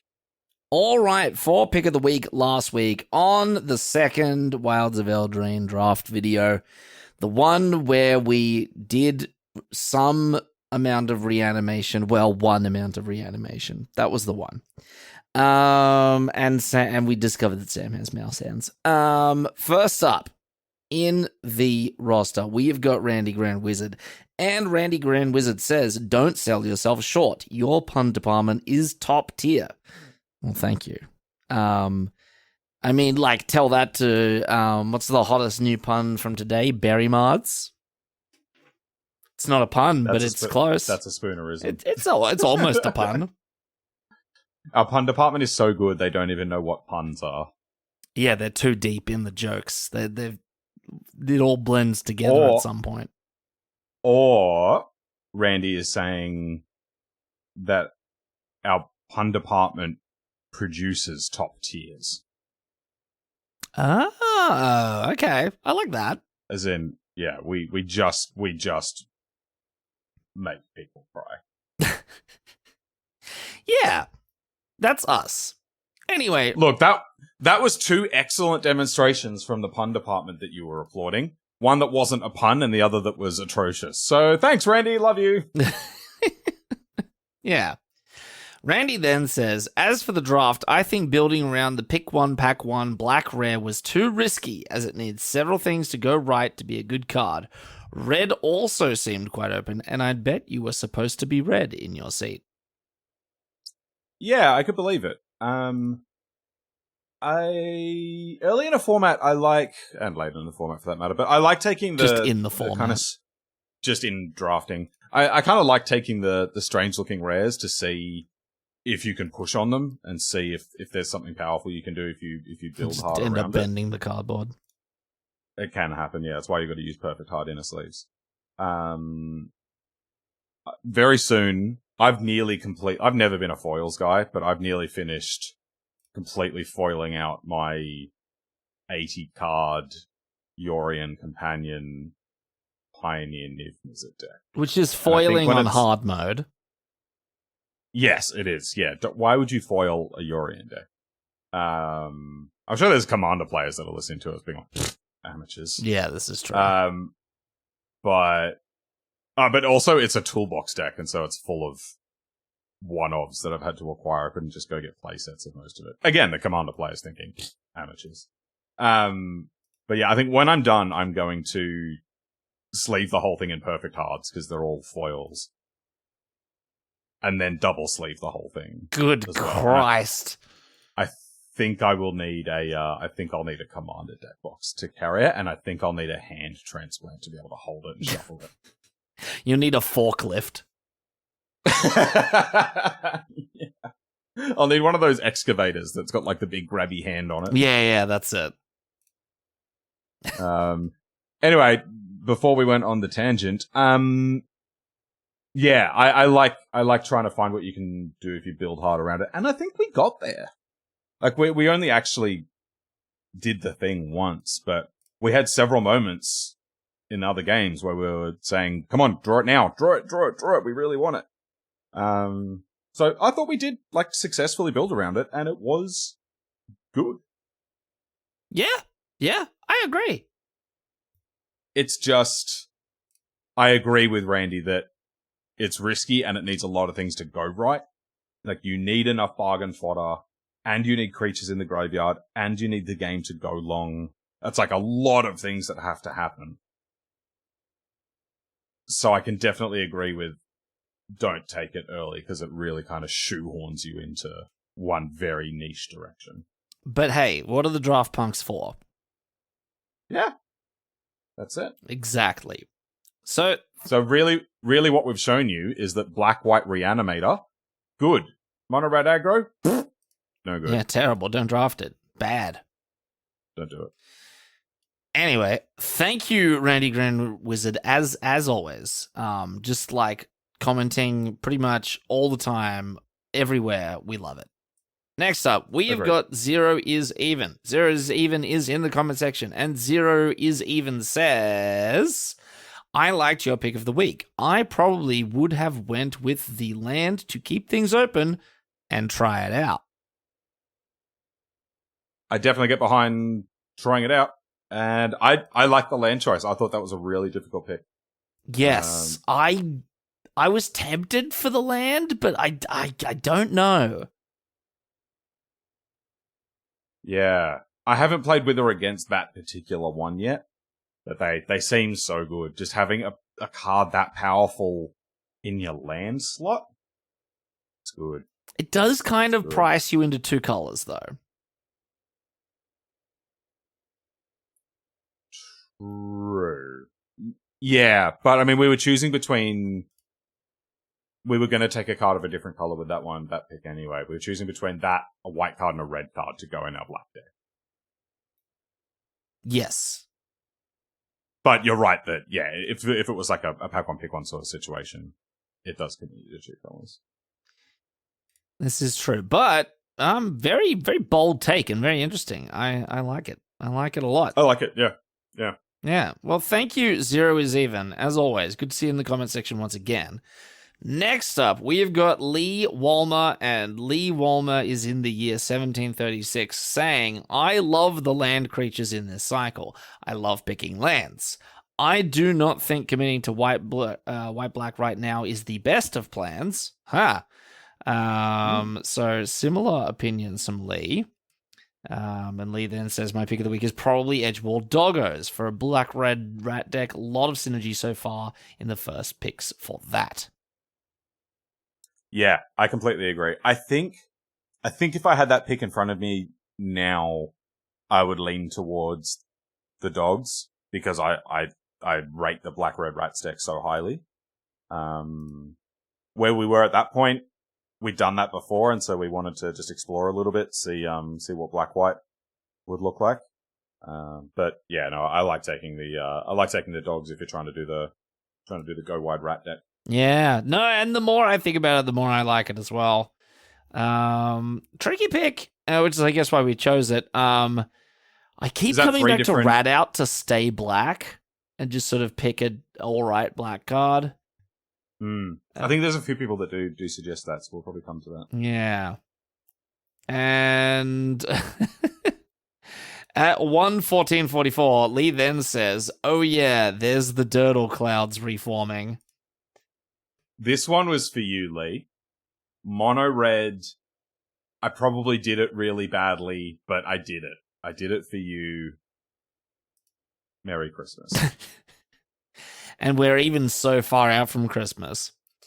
Lee then says, it sounds very elk-like. Not sure about reindeer sounds. I don't think I actually know what a reindeer sounds like other than the jingling on the rooftop because of Santa. Yeah. Well, I mean, that was kind of the point of that discussion, right? Is that neither of us have ever heard any of those animals. Yeah. Have you been to the States? No, I have not. Yeah, me neither. So yeah, very much never seen an animal like that. I actually went and looked up what the largest native Australian animal is. Do you know what it is, Adrian? Land animal. Largest Australian land animal. Saltwater crocodile? No. I guess that's not really... Although that's kind of a land animal. Yeah. That probably would be. But no, it was strictly land. Okay, strictly land animal. Largest Australian land animal. Native, I assume. Just red kangaroo? It is, yes, the red kangaroo. Yeah. Yep. Good old big red. Yep, that's it. And they're big. I think they're bigger than what non-Australians would think. They get rather large, Yeah, but they're nothing. big boys. They're nothing like an elk. An elk? They're nothing like elk. I'll let you have an elk. Yeah, but you don't like grammar. So? That just explains that statement. Oh, okay. Yeah. If you cross the wrong kangaroo, though, that's not going to go nicely for you. You better get ready to throw some hands. Correct. Yeah. Have you seen that video where the guy boxes the kangaroo? Like, he actually punches it? Yeah, it's crazy. It's a fantastic video. Yeah, you can probably find it with a pretty easy search. Like, if you want man to. punches kangaroo.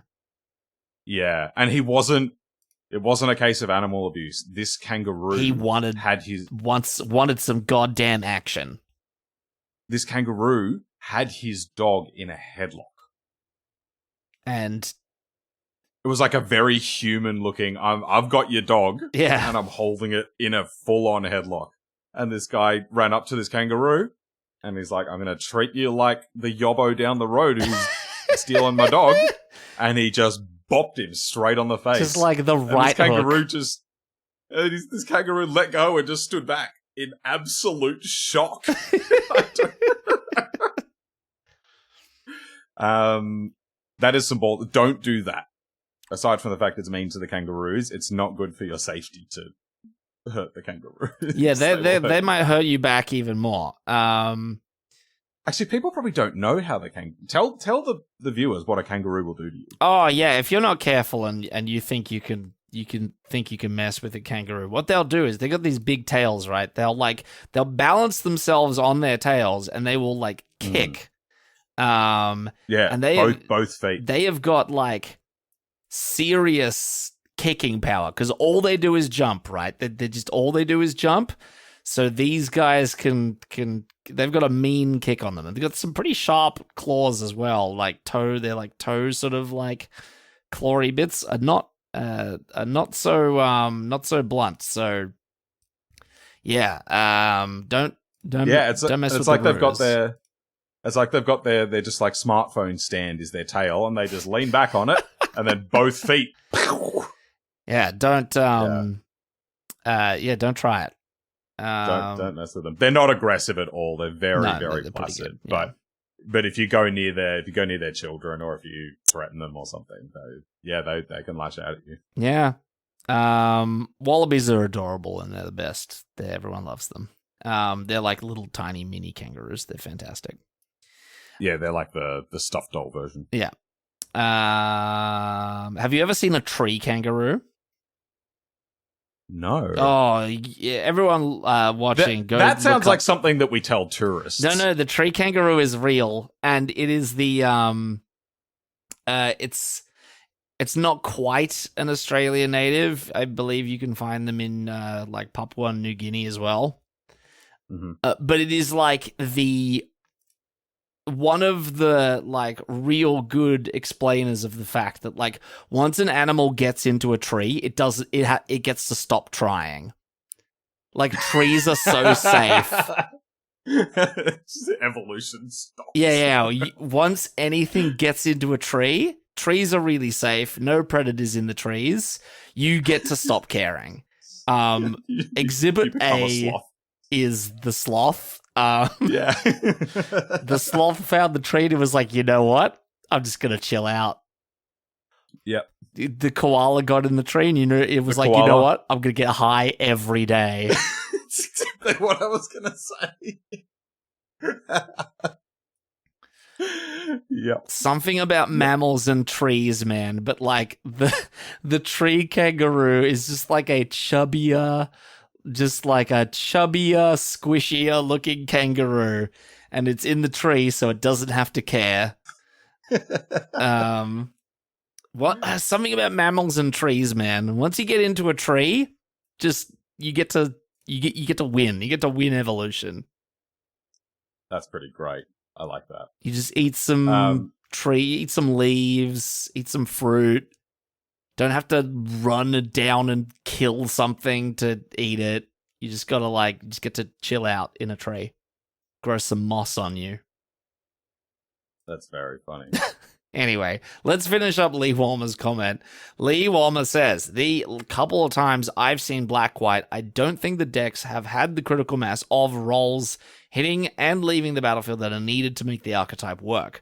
Almost need to be as deep into bargain as you are into rolls. And that is true. I've found that a lot, and it feels like you're fighting to really make your deck all fodder creators or all bargain, and it's hard to strike that balance.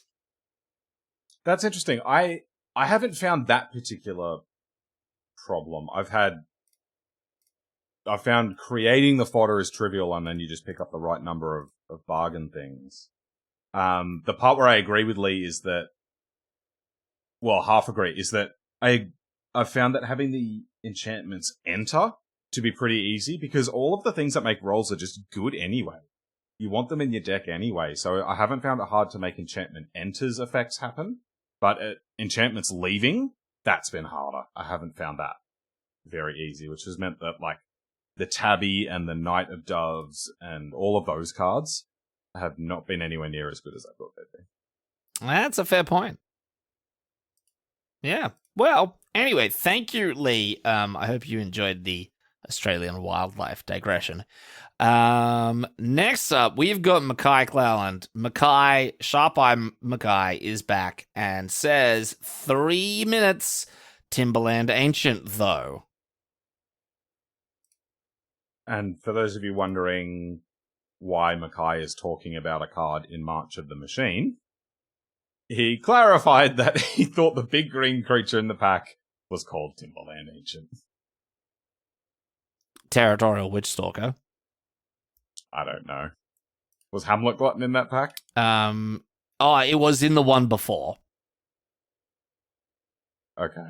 Maybe Mackay's been having too much of that eucalyptus as well. Mackay, are you in a tree? Have you found your way into the tree and you're living the high life now? Maybe. That being said, we snapped off the voracious vermin. We didn't even look past it. And Mackay is going, well, maybe you should look at the big green idiot that can win you the game because he's got trample and everything. And as we mentioned in our fun little sort of opinion piece section of this video where we talked about what we think the best commons are or aren't, maybe we should give the Hamlet Glutton a bit more consideration. Yeah. It's also a good thing to reanimate with Lich Knight's Conquest. That's true. I had a deck the other day that had I can't remember, Defense of the Heart in it, which is the 3 and a green enchantment from the Enchanting Tales. Oh, yeah. It says, at the beginning of your upkeep, if your opponent has 3 or more creatures, sack it, and then search your library for 2 creatures, put them on the battlefield. And I had Hamlet Glutton and Immodane's Recruiter. Wow! Okay. So daring my opponents to let me trigger it because they would have died on the spot. Yeah, that's wild. So watch out for that one coming to a draft once near you. Nuts. Very nuts. Anyway, thank you, Makai, as always.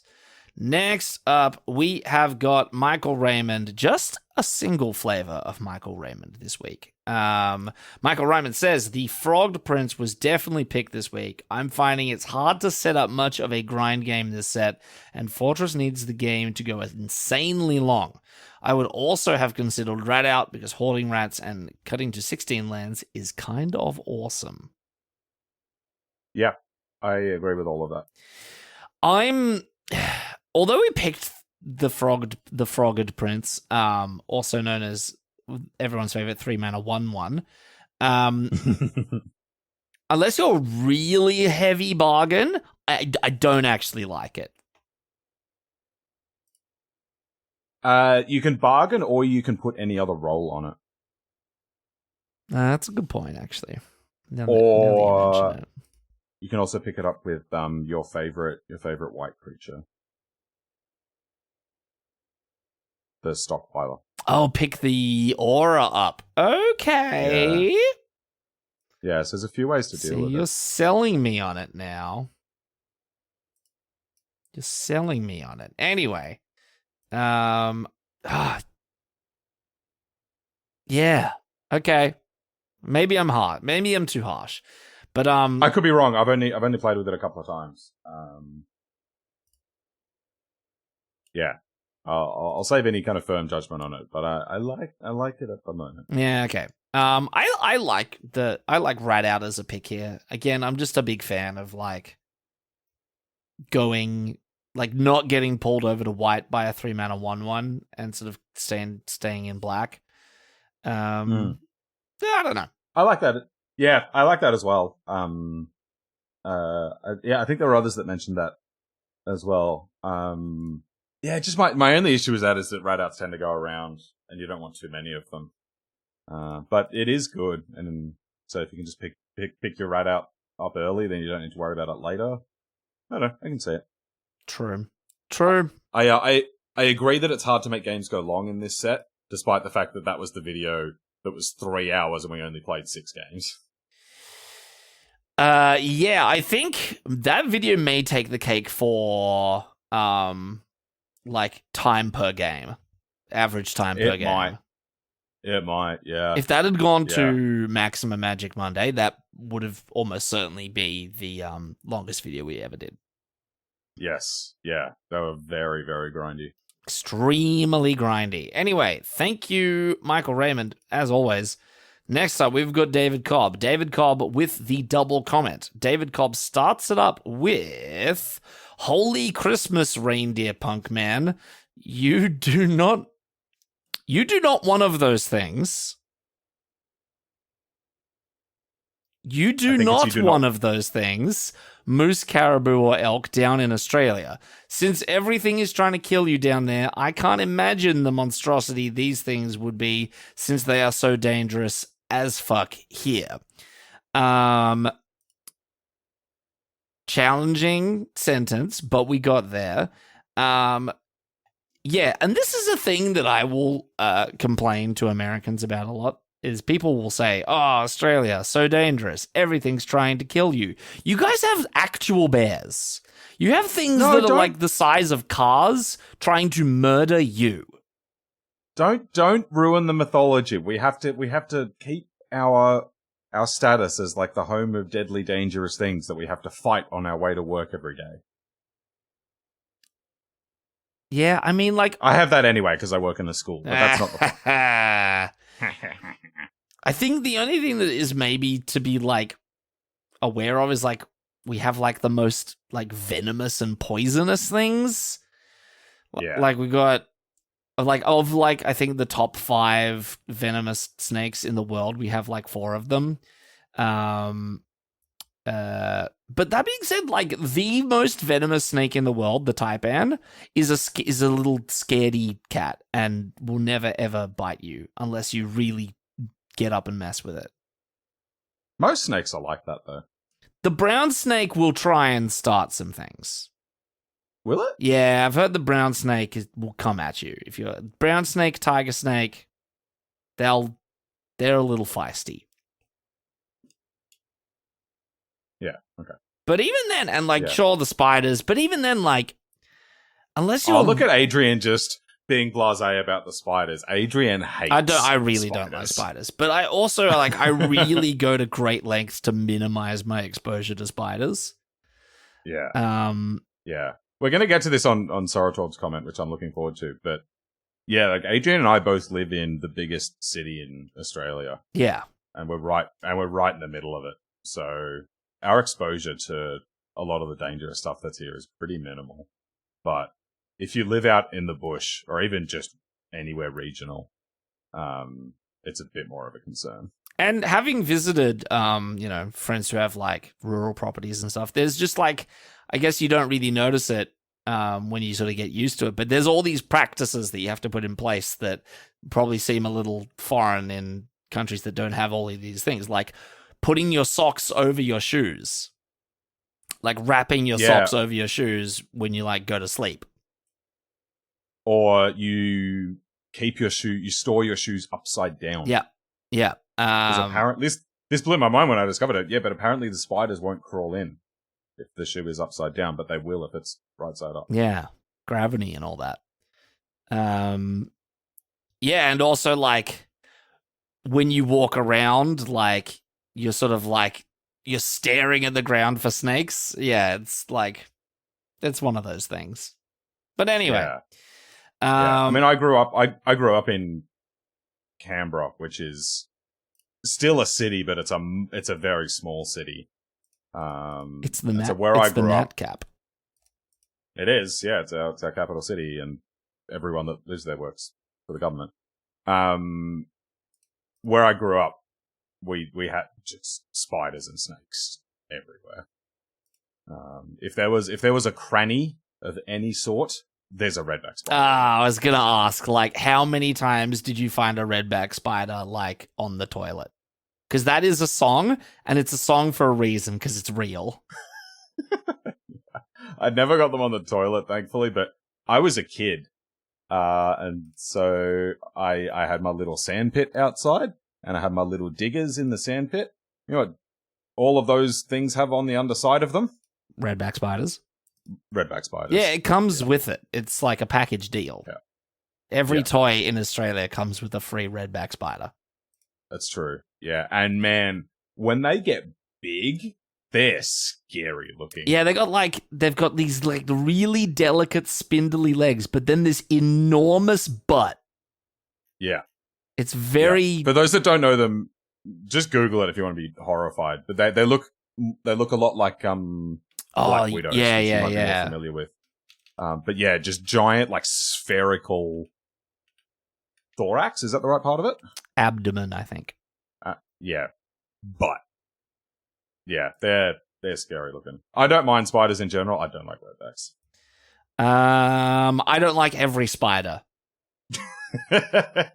I have never met like. Here's the thing, I find them fascinating if I know they cannot possibly touch me. Like, I will go to, like, the zoo, to, like, the reptile exhibit or whatever, and look at the insects, look at the spiders. They're behind glass, happy to sit there and stare at them all day. Ooh, wow, these guys are creepy. What the hell? Put me in a room with one, that's the spider's room now. I will leave. That I will happily donate that room to the spider. That's the spider's room now, or the spider's got to die now. Like that's the way it goes. Like, either congratulations, spider, on your new piece of real estate, or only one of us can live. There can be only one. And one of the more common spiders that you'll find inside is the one that I think we're famous for, which is the huntsman. It has to go. And they're not dangerous. I know, but it has to die.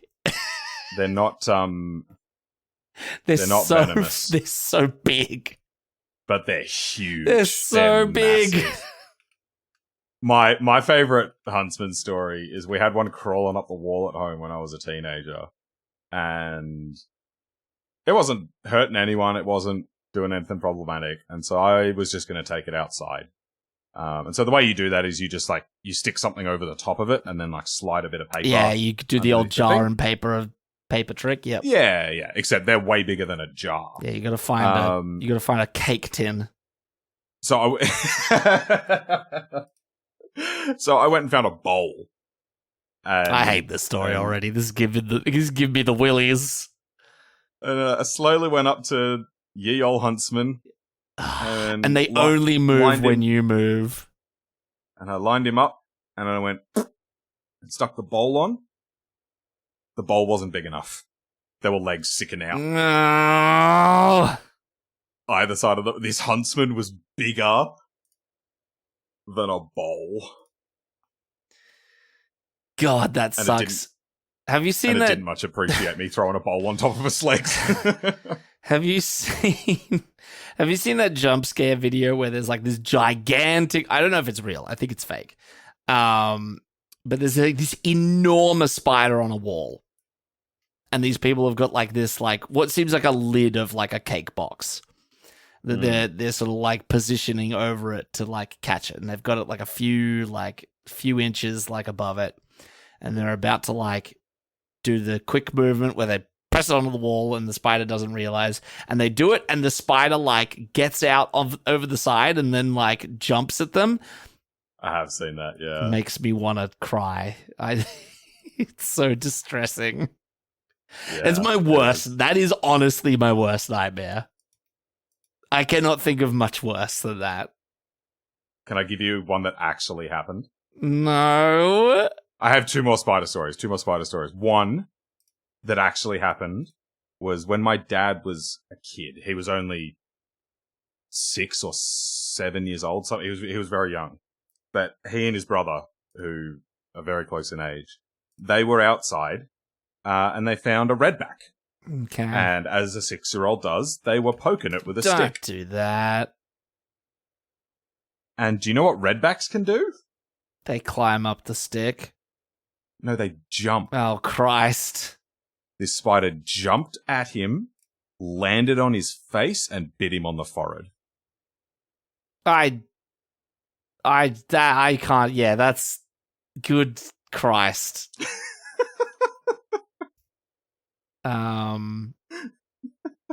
Terrifying. That is terrifying. But even after that, I would like to say to you, David Cobb, it's actually not that bad, and you guys have bears, and that's insane to me. And like actual like pumas, like mountain lions or whatever you call them, like actual like big cats that can like murder you. Insane. Anyway, second comment. And final comment from David Cobb. David Cobb says, reindeer are domesticated caribou. And yes, they sound like that when they scream. Normally they make grunting noises. I can only imagine that's terrifying. Like late at night, in the dark, in the cold, hearing that, I would become instantly very much lighter.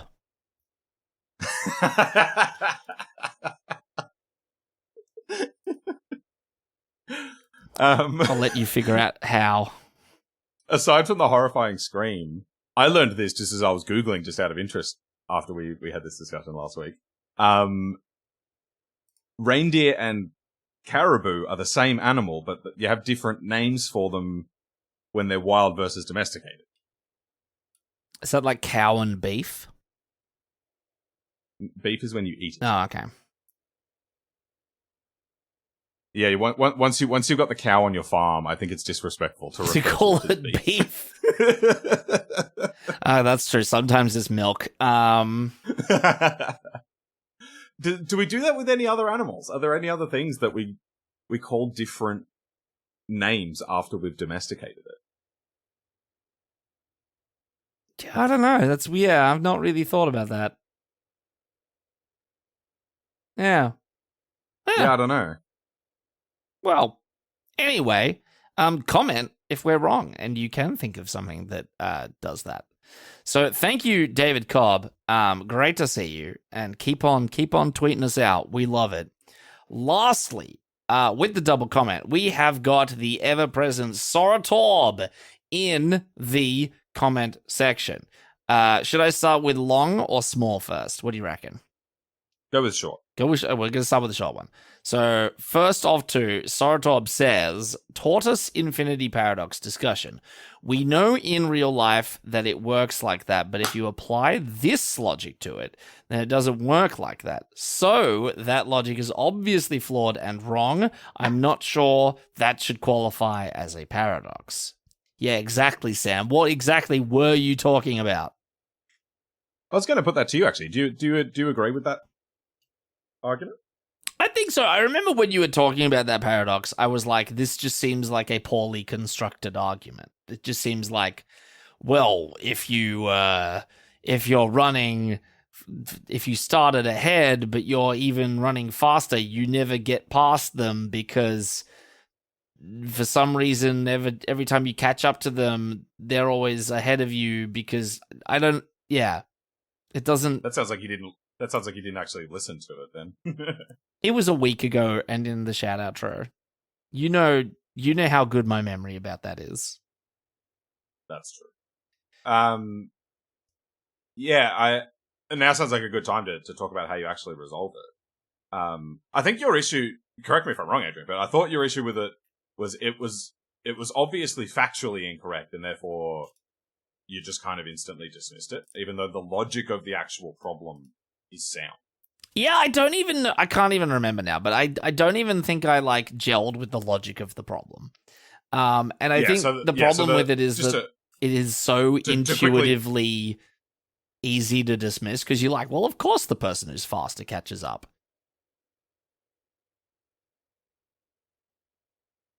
I feel sad for people that think like that.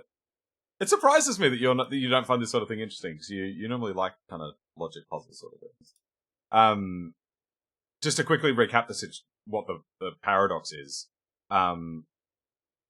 As it goes, you've got Achilles and the tortoise starts, let's say, 10 meters ahead, and they are going to have a race. Tortoise is obviously slower than Achilles. Then, after a period of time, Achilles will reach the position that the tortoise was in. But in that time, the tortoise will have moved further forward. Now let's look at that situation. After a period of time, Achilles will... I just moved my microphone out of the way so I could physically demonstrate this. That's good, audio work, isn't it? Good radio chops, yeah. Yeah, I'm so good at this job. And then after a period of time, Achilles will reach the tortoise's second step, but by that point, the tortoise will have moved forward, so it will be ahead. And so on. Yes. But yeah, I mean, I get it, but they're not starting and stopping, and this logic I feel like falls apart because all you got to do is say, well, sure, take a unit of time. In that unit of time, the tortoise has moved a distance, and so is Achilles or whatever. Is it Achilles? Is it Hercules? Who is it? Achilles, right? Yeah. And then you say, okay, well, the tortoise is still ahead, Achilles is still behind. And then you sort of expand that and go, well, if in the time it takes Achilles to move 10 meters and the tortoise is ahead by 10 meters, if the tortoise is moving at 1 meter per second. Yeah, so this is the problem, is the mathematics that you're using there had not been rigorously developed at that time and wouldn't be rigorously developed for another 1,500 years. Oh, so it's just it's bad and old. It's a case of they were considering everything in discrete terms. They had, in short, they didn't have calculus. And without calculus, this isn't a joke. I know, the only way is kind of funny. Yeah, the only way that you can resolve those situations is with an understanding of how variables move continuously. But don't you just go down the road and find your mate Greg and your mate Bob, and you go, okay, Greg, stand over there, 10 meters. Bob, 10 meters back. All right, or 10 10 cubits or whatever, because it's ancient Greece. And then you go, Greg, run at about the same speed, but like a slow speed, and just try and keep that. Try and run at the same pace. And then you go to Greg or Bob, I forgot who's who now, the guy who's behind, and go, run like as fast as you can. Like, Greg passes Bob. I reckon you should pen a letter to Zeno. That sounds like a very Australian name, doesn't it? Bob. Zeno. Oh. You should pen a letter to Zeno and say, dude, your paradox is shit. Greg and Bob just disproved it. That would be me. That would be me in ancient Greece. That would be me. Yeah. But what you've just described is the paradox. You haven't disproved it. You've illustrated it. I know the one where like, if you, let's say, like, from here to your place. Yeah. I halve the distance. You travel half the distance. I travel distance. half the distance. Then I travel half the distance again. I travel half the distance again. It seems like I'm getting closer. Yeah. But I never actually get there. Depends. Yeah, I mean, yeah, this is still in like weird theoretical world, but anyway. Well, that's another really good example of it, because as long as you're thinking of things discreetly, you never get there. Once you develop an understanding of limits and approaching infinity, then it all makes sense mathematically, and then it makes sense why you do actually get it. Because the limit is the number of steps that you take. As the number of steps you take approaches infinity, the limit of the distance you traveled is 100%. Yes. Okay. Shall we move on? Short version, ancient Greeks didn't have calculus. Now we do, and life is better. Yeah. They still had Greg and Bob, though, and I reckon Greg and Bob could have figured it out. Anyway, big comment. Sartob says, story time. My dad has flooded the laundry room no fewer than 4 times by putting something, usually a turkey, in the big sink there to defrost. I didn't read ahead. Walking Adrian away. Definitely thought it was a live turkey. Yes, okay. That's awesome. And forgetting to turn the water off. I stopped helping him clean up the second time. My mum and brother have each also done that once, and my older brother fell in the shower and broke a pipe, and I'm the only member of my family that hasn't flooded that house. It's a problem. Good God, what is happening in your house? That's very funny. I like that. I also loved the brief second where I thought that your dad was putting live turkeys in the sink. And somehow that led to, like, I was really excited to learn how that would flood the laundry room.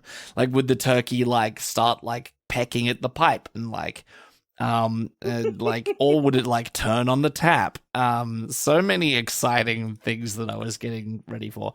Also, hyped for you to keep up your no flooding the house streak. Yeah. There's a good segue between that and our Australian wildlife discussion, because here we have bush turkeys. Oh, I love a bush turkey.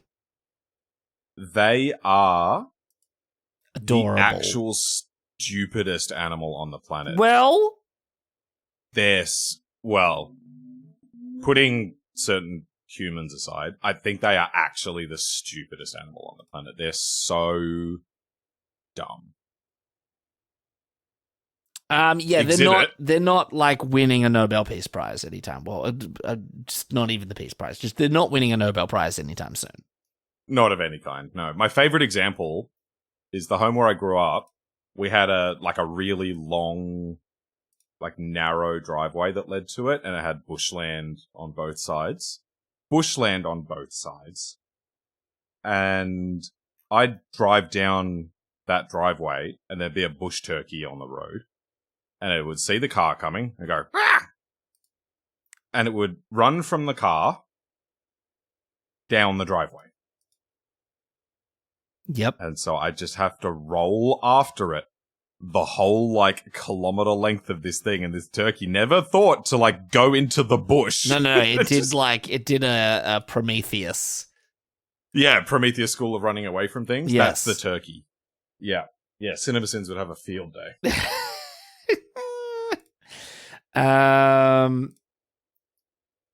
Yeah. I do love the bush turkeys though. They're all right in my books. Love a bush turkey. They need to be protected at all costs. Because they're not going to protect themselves. This is true. They are not. Pick of the week. I'd take the Manland. I've yet to see a cursed courtier do anything worthwhile. Edgewall pack, also quite nice. Interesting so many people are on the Manland, but yeah, I'm kind of with you on the courtier. It feels like a 3-mana 1/1. Adrian, I'll show you my egg boy if you show me yours. In private, please.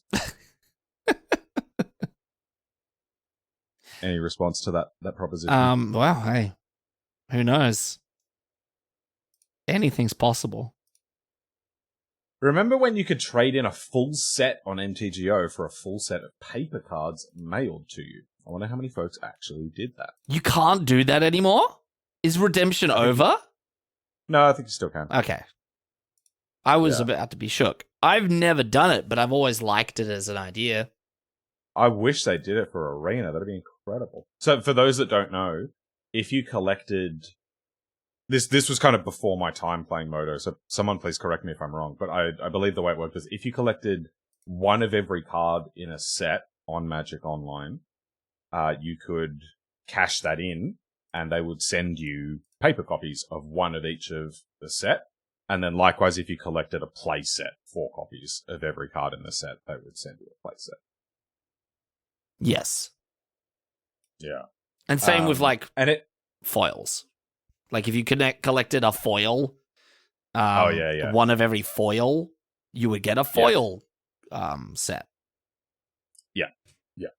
And it had effects on the secondary market because there was a point in the set's lifetime where all of those would be sent out, and at that point, all the prices would crash because there was a massive supply flooding the market. Yeah, that's a really good point. I assume we don't hear about it much anymore because everyone just drafts on Arena, and so very few people have complete sets on Magic Online anymore. Or it's just not a thing. I'm not sure. I haven't really looked into it because I draft on Arena instead of Moto most of the time. Yes. Yeah. Well, hey, there you go. I take back some of what I said about Cursed Courtier, but only some. Vindication. Yeah, maybe. I don't know. As I said, I'm still. The jury is still out for me. I think that's fair. It's hilarious that you think generic people from North America would know what reindeer sound like. The vast majority of us don't live anywhere near reindeer either. Though a fair few Canadians do live around moose and elk. Well, I guess that shows that our double standards. We're like, we don't live near any of the dangerous Australian wildlife, yet expect everyone to know what an elk sounds like. Yeah. It's because they're in North America. How big could North America possibly be? That's true. This is a very good point. Yeah. Now, that does bring up... I've got a kangaroo story that I want to tell. Because in the city, we don't encounter kangaroos. I don't think I've ever seen one in Sydney. Certainly not anywhere near the heart of it. No. I saw them occasionally in Canberra. But I was visiting a friend down in Canberra at one point, and I was just waiting out the front of their house. And I looked across the road. This was in the middle of suburbia. And I looked across the road, and there was a giant buck kangaroo just hanging out on someone's front lawn. All right. This wasn't a little wallaby. This was a big one. This was well taller than me. Huh. and I spotted this giant roo, and I looked at it, and it looked at me, and I went, "Bro, are you going to kick me?" And he went, "Bro, are you going to wipe out my species and destroy our entire habitat?" And I went, "Nah." And then he bounced away. Wow, what a conversation. It was good. Yeah. Yeah, there you go. It was it would be like seeing a moose just on your front lawn in the middle of a suburban street. That would be wild. Yeah. Huh. Well, anyway, game 2, 57-33. I would consider attacking with the tabby or house mouse as well. They can be useful on blocks, but I'm hungry for tokens on vermin. I think he means counters. Just wait till you play a game against each other of these, against each other of the states of matter. You'll try again. Against each of the other states of matter. Oh, thank God. I'll get it right. Well, I'll be good at this comment reading thing one day. Solid, gas, plasma, and redacted. First of all, anytime Adrian makes fun of you for your spelling mistakes, this goes out to all commenters, please just remember moments like that. Yeah, that I can't actually talk. Second of all, I love that. Those are definitely the states of matter. Do you know what Solid, redacted liquid. is? I know that there's like a dozen of them. There's actually only, I think, one more. No, there's about half a dozen. No, I don't think there is. Einstein-Bose condensate. Yeah, you got it, Bose-Einstein condensate. Or BECs, for those in the know. I mean, you're way more into weird quantum stuff than I am, but I'm sure there's more states of matter. Well, okay. And I hang on, I'm gonna quickly look up, but I love referring to them as the 4 that everybody knows, and we don't talk about those other ones. Yeah, I think the other ones are like when stuff gets weird. Yeah, that's exactly it. Yeah, Bose-Einstein condensates, fermionic condensates, neutron degenerate matter, and quark-gluon plasma. Okay, yeah, that's fair. So I like redacted. That's great. Regarding that attack, obviously people don't have that in front of them, but I don't like making suicide attacks just to get +1 counters on something most of the time, because then if they just remove the vermin, we're kind of very sad. Yeah. Game 4 at that timestamp. Oh god, I thought RuneScape's Sir puns were bad. I can't remember. I played RuneScape a little bit, but I cannot say that I am a big RuneScape guy. I'll just take this chance to apologize for that one that I pulled last week. I'll do it again, but I'm going to apologize. Okay. All words starting with C are the same. Cerebral. That is true. This is also a word that starts with C. I don't know if this is the same part, but I'm going to just go for it. 137.18. You could mouse a 3x, witch roll onto a bird, trigger tapping their alchemist, and swing with the birds plus the mouse 3x. They would have to chump with the spellcaster to avoid lethal. The mouse's adventure evasion is actually very relevant on this board. Their trick would have made it a trade, still good for us. Yeah, so I looked at this particular board. For those that remember last week, this was when we had the really clogged up board and we ended up winning with 2 bird tokens. Everything Sorator said is correct. The problem is they would have ended up either chumping or trading with our ground creatures, but they could have done that for another 4 or 5 turns just with the board as it stood, which means we're not really making that much headway. Those birds were how we were going to win the game, so I liked putting the pumps on the birds just because it sped up the clock by a turn. Ah, fair. Very fair. Unless I'm missing something, in which case, please tell me, Sorator. Game 6, yeah, I would have mulled that hand. Same. I would have done it as well. Never mulligan. In hindsight, I absolutely underestimated Collector's Vault. It's better than I thought.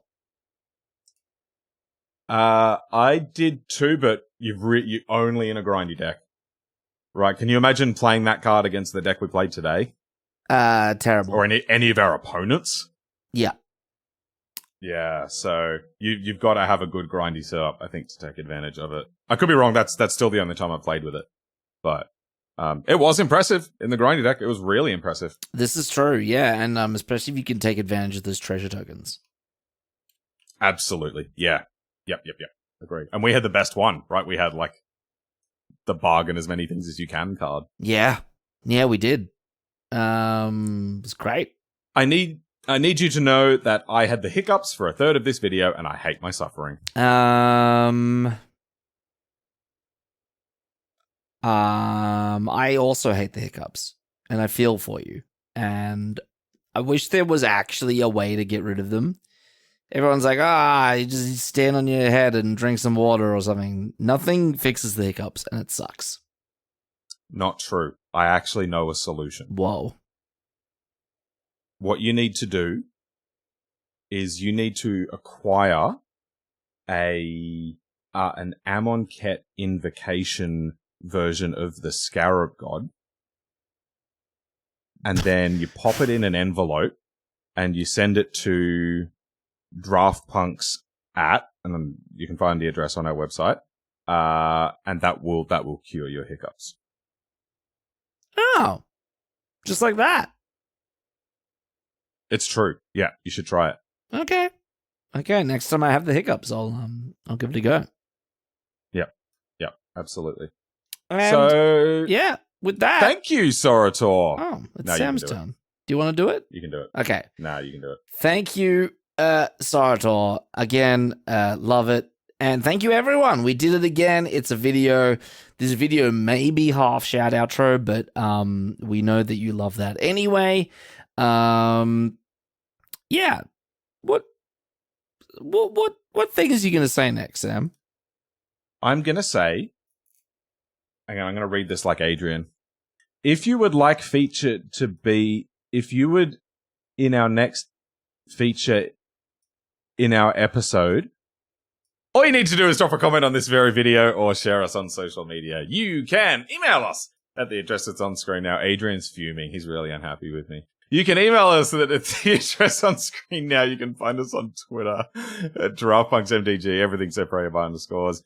You can find me personally. I'm hilarious. My name is Sam at calm_mirror. And you can find me, Adrian. I'm not actually fuming at Walkerade. And Adrian, do tell us, what do they call a werewolf on YouTube? Well, according to you, it's probably like a wolfware, because I can't speak good. It's a Cyclops tribe.